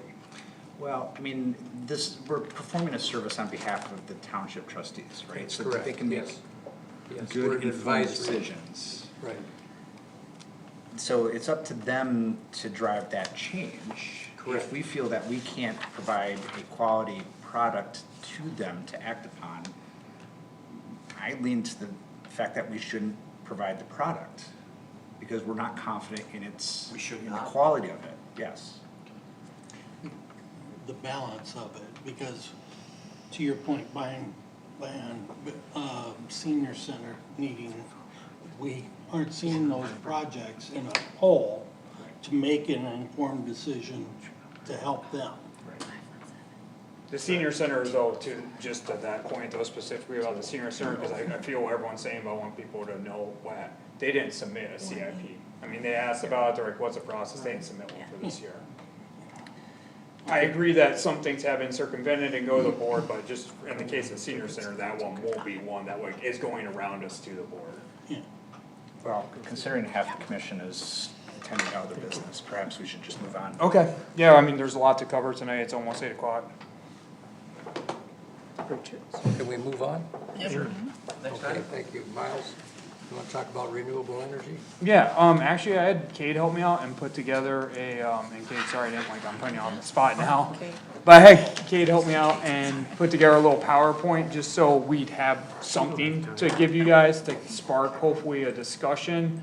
I'll have him go through it quickly here, but basically, we want, on the department side, some guidance. We did some research to hopefully get some guidance from other planning entities. Kate will talk more about that, but, without giving everything away, like, it's not going great. So, Kate, do you wanna talk about what's in here and what we found? So this is just reiterating the different paths that are available to us, whether to go with the CREO, whether to just give it to the state, trying to do a workable ordinance, and having an unworkable ordinance, which would just be us trying to do a workable ordinance that doesn't work out. It's not really something to pursue necessarily. And then as for some of the responses of some of the organizations we were hoping to get some boilerplate language from to try to make some kind of renewable energy ordinance. Michigan Township Association doesn't have anything out there yet. They're saying they're reacting to the guide that was given by the state to try to create something. And they were just gonna give CREO language. I don't think they were planning on making a workable ordinance language to try to base our a possible ordinance off of. Yeah, so just to reiterate, yeah, so their boilerplate, that the only one that they indicated that they're going to be submitting out will be one that's for CREO. We were hoping, and the CREO, I don't know, we get into what you guys think, but the CREO on our staff opinion of it is like, if you're gonna go with the CREO, you might as well just defer to the MPSC, because it's basically what you're doing anyways, except for you're taking on the workload, which I don't know why you would do that. But, so we're hoping if we were gonna take on the workload, we'd go with a workable ordinance, and we were hoping for that. We didn't find one. Alright, sorry to interrupt. I think they released that CREO one at the end of last week. Oh, okay, that'd be They good. sent an email out, maybe Friday. That'd be I great. saw it, So had that it would've linked been in there, before, and I read through that it. would've been after this, And just to did be we- clear. Yeah, Didn't the Eagle say that they were coming out with boilerplate Creo also? Eagle did, but when we got with like our little Eagle team that came out here, Yeah. they still haven't had anything to send us. And we'll check in now to see what the township submitted, and when we do that, we'll obviously go, we're back with Eagle. So Clinton County recently adopted I think the most recent one was I don't remember actually which one was the most recent, but they recently adopted wind and solar ordinances. Some of the provisions in there are stricter than what is in the state guidelines, so I don't really know how successful they'll be. They're stricter by a bit, just. Yeah, just a little So it's bit. a So it might be in the realm of work. Unworkable ordinance, we would put it in the unworkable ordinance category. And I don't know what the county's thoughts are, and I'm cutting you off. No, you're all right. I don't know what the county's thoughts are on what they're gonna do here. I guess I would be interested, or John, it might be interesting if me and you try to get like a call in with their planning commission chair to be like, hey, like, this is the situation as we see it, like, have you thought about this, like, I would talk to your county commissioner first. or yeah, talk Yeah, to we- Dwight, see what he thinks, okay. Yeah, we've had He was that part of that. discussion.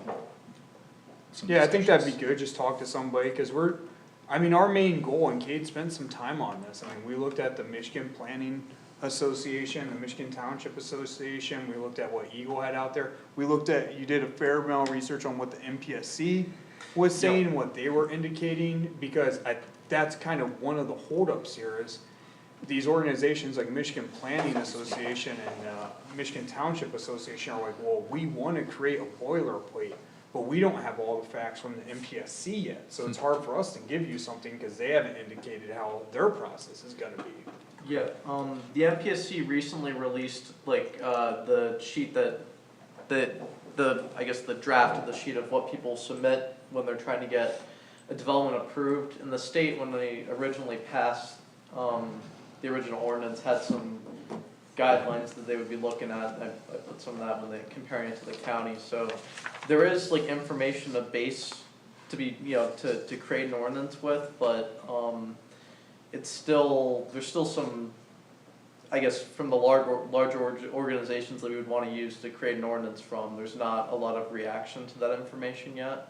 It would be, I think, somewhat difficult as of right now to create a workable ordinance, without that. So we're willing to do on the staff side a deeper dive, like we obviously have contacts with the Michigan Township Association, Michigan Planning Association. I'm willing to reach out to those contacts and be like, hey guys, this is the pickle we're in.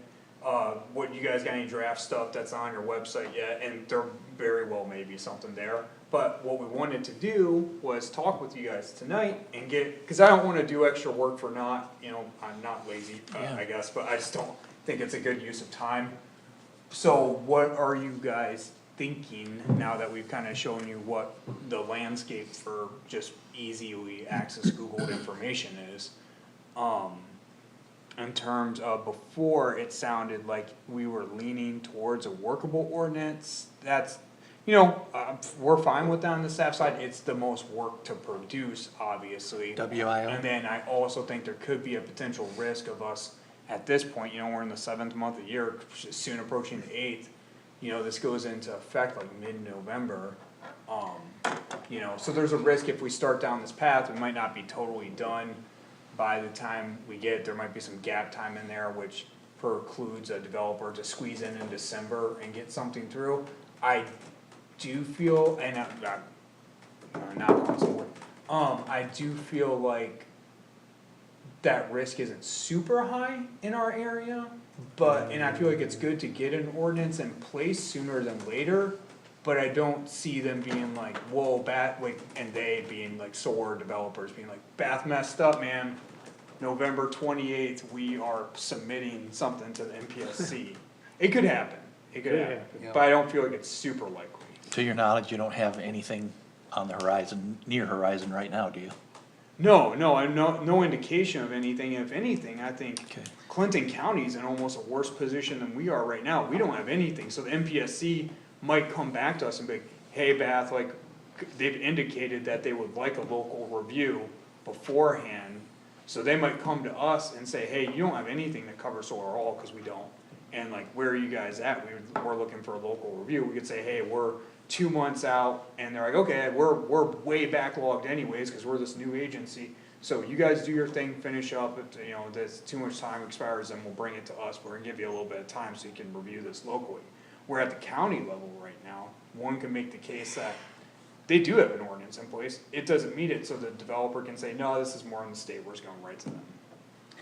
Have you talked with the DeWitt Township at all, in terms of what their progress is? No, that's what I'm Just- saying, I'd love to reach out to these other entities and see what our people are doing, but if you guys talk amongst each other and indicate to us, like, you know what? Send it to the MPSC. Now I don't wanna do anything then. Yeah, well, just thinking about, at their presentation, the locations that they used as their most likely sites anyway were all bordering Do it. DeWitt. Right. They would So, be intermunicipality if that's sites. any sort of predictor, not saying that it is, Yes. but, Pretty smart. that's certainly where a developer would be looking, Mhm. I would imagine.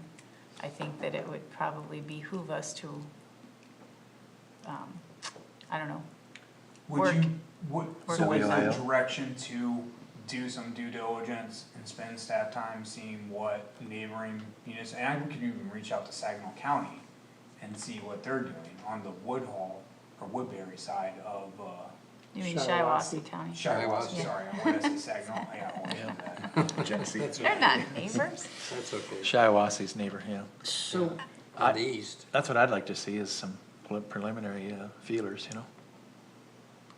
I mean, I'll venture a guess that, you know, we as a community probably would wanna land somewhere in a workable, incompatible ordinance. That's the And sense I, we're getting from and I you guys. think the process can be pretty straightforward in terms of, we start with whatever the MPSC language is, and then we identify what our values are as a community. And that could be setbacks, that could be something, you know, things that we're willing to fight for, right? And then you have direction as to where to seek language about, you know, where's the dividing line between incompatible versus, or workable versus unworkable? And how close can we get to that edge, considering the assets that we have within our community or, you know, location? You know, what's our negotiation positioning? The other part that we talked about is understanding how many parcels would be eligible.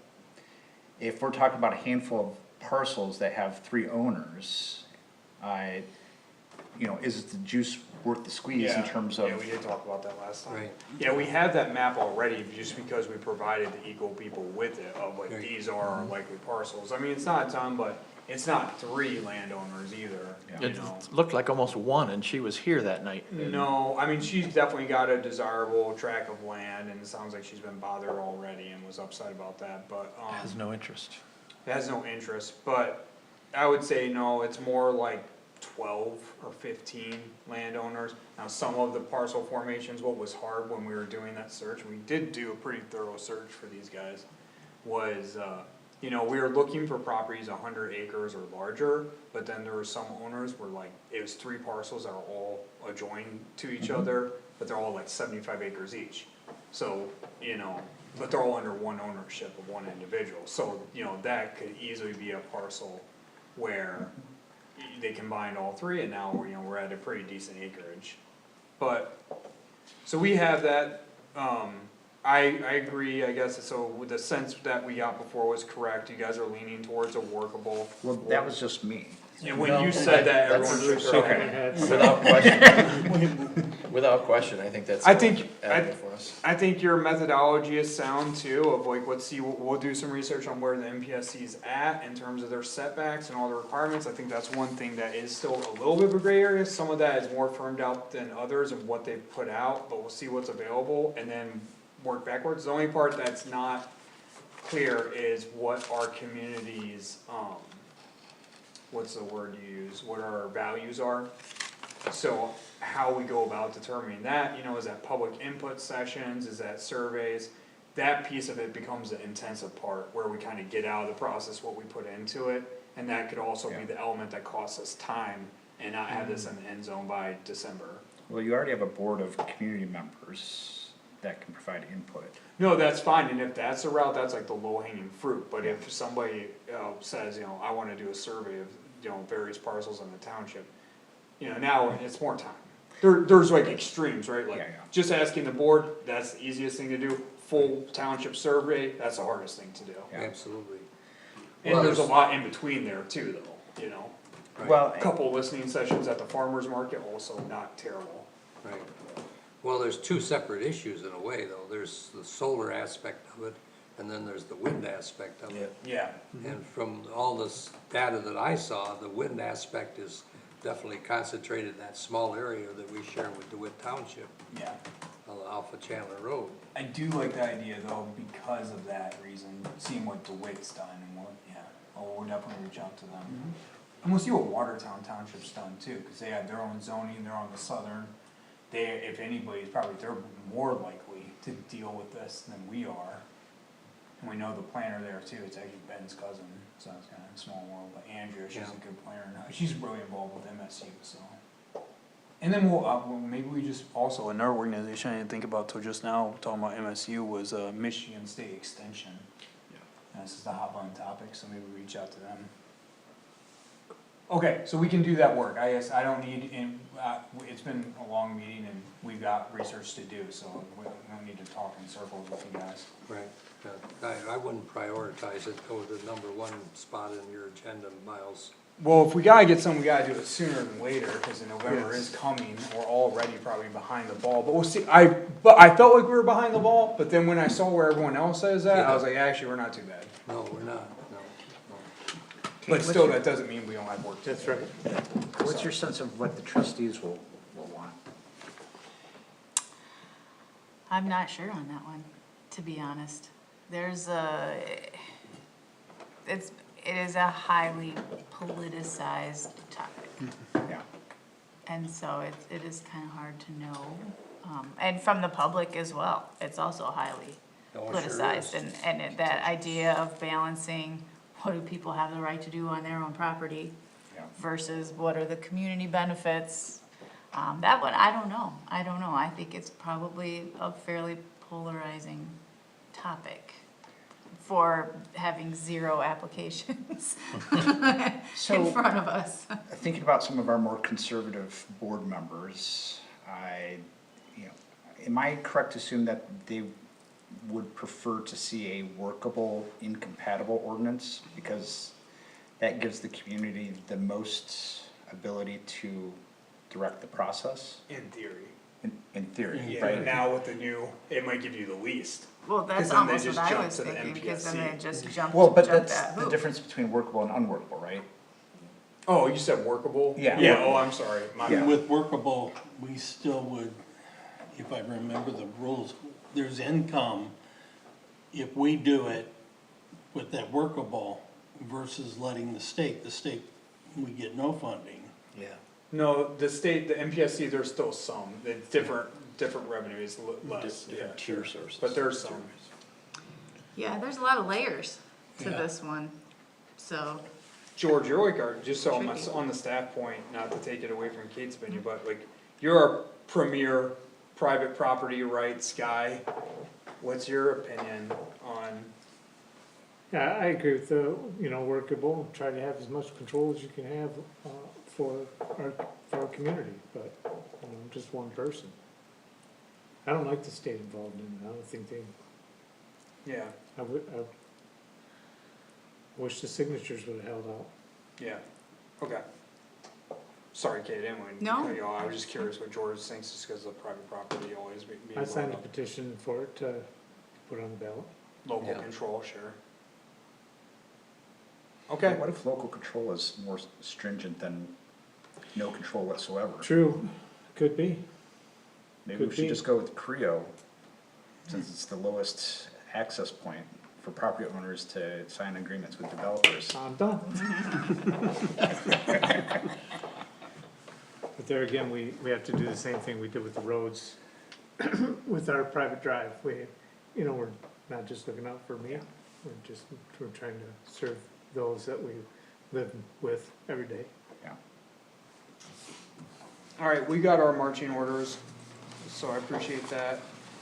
Miles, did you have any report other than what you've already given us? No, I got a couple quick things, I did put development update, but, I'll more so just go through, one item, which is, I don't know if everyone knows, but that, fourplex development that is in downtown Bath, or proposed to be in downtown Bath, they did receive a $218,000 grant from MISTA, Clayton County Catalyst, you know, big shout out to them for helping. We put Mr. Estruth in touch with Tim Fair, and some of you have met him from Catalyst, and they have, they're an organization we're a part of, they advocate for the county and economic development activities, and, their grant writers were able to help Mr. Estruth out, and. Excellent. Got that grant, and so that project's gonna move forward, we've been That's working cool. with him, and Ben Good for on him. some of our sidewalk projects. So this isn't exactly development, but it kinda is. I don't know if you guys have seen, so, you know, we've been doing a significant amount of sidewalk improvements in the downtown area. That, to be clear, is the township's kinda side project that's in coordination with Safe Routes to School, but not their funding. That will come this fall and or spring, 2025. It's going well, we feel like we're getting a lot of bang for our buck. We ended up, working with one contractor, and then it was kinda again slowed up a little bit for various reasons. We ended up, parting ways with that contractor, and through, some emergency authorizations from the road commission, we're able to rebid with Hosford Concrete, and, he kinda saved the day a little bit. And now he's, and him and his crew are down there finishing the job out, and I'm hoping it'll be complete here, and, you know, I would say the next 2 to 3 weeks. And then the road commission is coming in and helping out with some of that small asphalt patching that has to be done, just cause when we're ripping up, especially the corners of the sidewalk, we're ripping up roadways as a result of the process. But, yeah, and then just so you guys know, this isn't development related, but just department related, we did interview, Allison.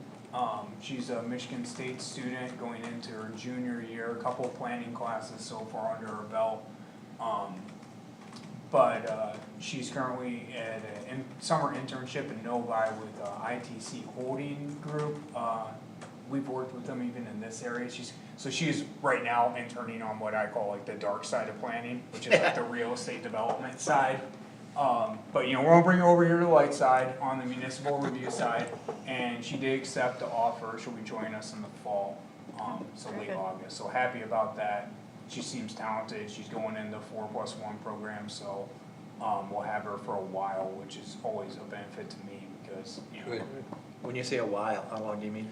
Like, probably like a year and a half, 2 years. Oh, wow. Yeah, which Lexi was our shortest intern so far at like 10 months, which wasn't ideal, you know, but she was such a talent, we brought her on anyways. The shortest intern, I think, was the one before Lexi. She was only about Heather? 4'11". Oh, yeah. Oh, I see. Yeah, no, and Heather's great. I mean, she's with the city of Novi right now, which Yeah. is, she's doing great. So, yeah, and then, I guess the last thing on the department side is, we did an interview, or, you know, I did an interview, I guess, with, Matt, Michigan Association of Planning a while back, because Bath Township was recognized as one of the fastest growing communities per capita in the state, and that interview was published, and it's called like, I forget off the top of my head, but it's like Planning Stories of Michigan. They did an expose on like 20 communities, and we got our name in there, and they used some of our photos on the cover, and so a little shout out to Bath Township. So I Did thought you wear a that- tie? It's been published then? Yeah, I'm showing that I haven't read my Yeah. updated Did you wear a version, tie? but I feel it like wasn't the in township the should share regular that. magazine, it was, like a magazine that, you know, you can order through like some of the classes. Oh. Okay. Yeah, Do you have a PDF copy that you could email us? I could try, they mailed me a hard copy that I can show you guys, I guess, Well, but Scan it. I will email them, I could scan it or I could email them, I'm probably. Could you just gonna- autograph it yeah. first? I'd like to read it. Oh, yeah, for sure. No, it was really interesting, and then I thought it was funny because the community right after Bath and like the order was Fenton Township. And that's where you So I used was for like, big shout out to that. Wow. Cool. That So, must yeah, it say was something cool. for our planner. I mean, no, we were in good company in there with the other communities that were listed, so I thought that was really cool Awesome. for Bath. Very much so, yeah. That's Cool. odd, it was Fenton right behind there, that's kind of weird. Yeah, That's Yeah, cool. that's interesting. Deja vu. yeah. Okay, Kate, you're up. At our most recent Board of Trustees meeting, almost all of the items on there were things that had come from the Planning Commission. So you should, I was already very familiar with everything that was on there. I'll just give a quick rundown. The landings was introduced. The zoning ordinance of land clear cutting, the marijuana ordinance revisions. What else? The archaeological project for the school museum in Cousins Park was approved. And then we got a report from the Park Lake Advisory Board about their revised recommendations for proceeding with the trail and kind of a low, medium, high cost options to go along with them. So the board decided to look into that some more, and I don't think we voted on anything else. I think everything else was like a introduction phase, but nothing that we hadn't already all discussed quite thoroughly here in the Planning Commission. I thought, I think that's all that happened in the Board of Trustees realm. When your first meeting next month too is canceled, right? So some Yes. of those things that got addressed are taking a little bit longer because we have to go to the second meeting. Yeah, that is canceled because it's the night before the election. So our regular meeting would be the evening before the election, and that doesn't leave them any time to get the room set up for the elections that occur in here that day. Yeah, So we're delayed for the second Kate. that's right. So, no update next time. Okay, any questions for Kate? Mr. Severie, any comments for the commissioners? Only one talking about planning department stuff. The latest planning magazine we got, talked about a lot of zoning issues. Okay. There was one there from Meridian Township, which kind of interesting that they're pushing really hard now. Well, they got a service boundary at the east, so they can't go that way anymore. But they're pushing fourplexes, I think, more than anything else. They're saying that- Multi-what? What's that? Fourplexes. Multi-what? Fourplexes. Fourplexes. Oh, okay. And they're saying ideal size for a fourplex is 30 feet by 100-foot lot. What? Whoa. That's not the first time I've heard that. So they wanna go straight up? Yeah, Huh, Yeah. yep. wow. 'Cause what they're saying is that basically they have no more land to develop. Oh, that's why. So they got infill stuff. Yeah. So they're only gonna infill on small lots or tear some stuff down. Poking in there. So it's kind of interesting to see how that'll go. That's it. Be interesting. Nothing? We had a zoning board of appeal meeting to help give direction, and Miles will be pulling together some wording because it was about a dead-end street and the setbacks and the like, to put up a fence. And it just, we approved, can't even say that it was a, change, we just said it existed, let it happen, move on, but we need to change wordings. It's a minor change in wording that we need to do to a dead-end street. Are you on the ZBA Yes, representing, in lieu of the chair? Yes. That's Kramer. fine. Yeah. That's fine. I don't have any problem. yeah. Well, Kramer quit and Craner went in. They only had to He change one letter, had no that's why they did problem that. giving that up, I guess. No, there's statutory limitations. Yeah. And so I there's, was not aware of that, but I came on and Has to they be a said, member of the planning commission. Yeah, I think we looked into it. Doesn't have to be the chair. Yeah. yeah, but again, the first meeting in the 8 months I've been on. Now you're making me question it though, so I'll give it. no, I mean, there's always been one member, it's always been the chair, and if you're Yeah. serving I place think of the that's chair, just that should how, be I fine. think we looked into it though, and that was just by chance how it was. Okay. That's the only one that volunteered. But it required that one member from the PC be on it. Well, this came up when I moved, when I was a part of the township board and the planning commission, but Yeah. at the same time I was serving on the ZBA. Mhm. I had to drop the ZBA, so. Yeah, I'm sorry. No, No no, that's problem. okay. That's okay. So, that's all I had. Okay, thank you. Ray? I recall speaking, I believe it was to you, about maybe making some adjustments to our agenda format. On the Park Lake Advisory Board, we've always had an agenda per se, and then we also have a future item list and an action item list. And I think that would help us better keep track of what projects we need to work on, you know, as we're working on them but haven't come to a conclusion yet. What are the statutory responsibilities that we're presently not doing, such as keeping track of, or at least collaborating with purchasing and selling of township properties. Would that be new business? It could be new business, could be old business. Well, I was just So, referring to that as It the is, same. I guess wording. that's just what I'm saying, so that we can have, I always enjoyed it because, and if you ever wanna see one, I can show it to you, or you can go just to the documents on demand and see it, but, we have, you know, a plethora of things we're always working on, and so we wanna make sure we don't sweep things under the rug or forget about them, you know, and give them their due diligence, on a timely basis. So I think it's just, that's a good, weather check, or, you know, what do you wanna call it, a bellwether of progress or digression. So the planning department maintains a project list that's prioritized. Yeah, but I see that once a year, and it's like 25 miles long, so the reason I say that, you know, maybe we can shorten that, make his work a little less, you know, and we can actually see what we need to think about for the next meeting, you know? Okay, did you have anything? I just wanted to let everybody know that the Basco Museum is hosting a documentary film event about the Basco disaster on next Thursday, August 1st at 7 o'clock at the middle school auditorium. Tickets are $15.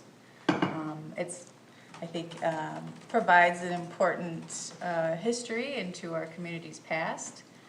Some of the events from that time period, I think, are still playing out today in terms of development in our community and growth in our area. Would give some valuable insight to people who aren't familiar with it. And if you have any questions, reach out, let me know, and I can help you get some tickets. She'll get you some answers. Yeah, I think it'll be a good event. And it is our, kind of our kickoff event for our fundraising campaign Oh, good, as well. Cool. good. Jake, George? could you text me the Everbright link so I can text it to Ray Severy? Sure, I have the Everbright app, What is maybe I that? could just, that's where you Yeah, buy either the way, can tickets somebody online. text it to me? I guess I could get it off Facebook if I did some digging, Yeah. but I thought you might just have it. the Everbright app is. I don't know that I have your number to text it to you. Oh, So that's the missing link in well, that. Ray, you I got my can number, my bad. Get it from you. Eventbrite, Eventbrite, yeah. let me get it to you, Miles. Mr. Baker, did you have Yeah, any if you send it to me, I'll comments? send it over to the. That's what I'm I trying to do, just thanks, Yeah, that's what I'm thanks to 62 those that people in work our behind the area. scenes. Well, I think that's great, I think some of them might be interested. It might be, yeah. If anybody's interested, Eventbrite has a singles party in Lansing, next Friday night, Okay. just saying. So you go to the singles party at Hawk Hollow every Friday night? I do not, I never have. Dan Hayes is where he met his wife. Oh, really? Dan Hayes is the chair of the Park Lake Advisory Board. Just as an aside. Thank you, John. It was George's turn, actually. I know, I'm sorry. I thank everybody that works behind the scenes as usual, but I really appreciate, Miles, during our meetings, how you are like right on it, like bringing up the imagery tonight was very helpful. I appreciate that. It's nice. We're here looking at our papers and stuff, and then you can draw and put the overlays, and it's very helpful to me. I appreciate it. And we can all see how well you work with Fetch. I mean, it's Oh, like, no. I can do that, it just takes me a lot longer. Thank you. I don't see where it says for me to share, you know, where it always says share this app. I don't find it on that. Alright, I'll figure it out. Yeah, just go to the app, I'll just go to the get it app to you. center and download it. Okay. Ready? I'll entertain a motion to adjourn. I'll second it. All those in favor say aye. Aye.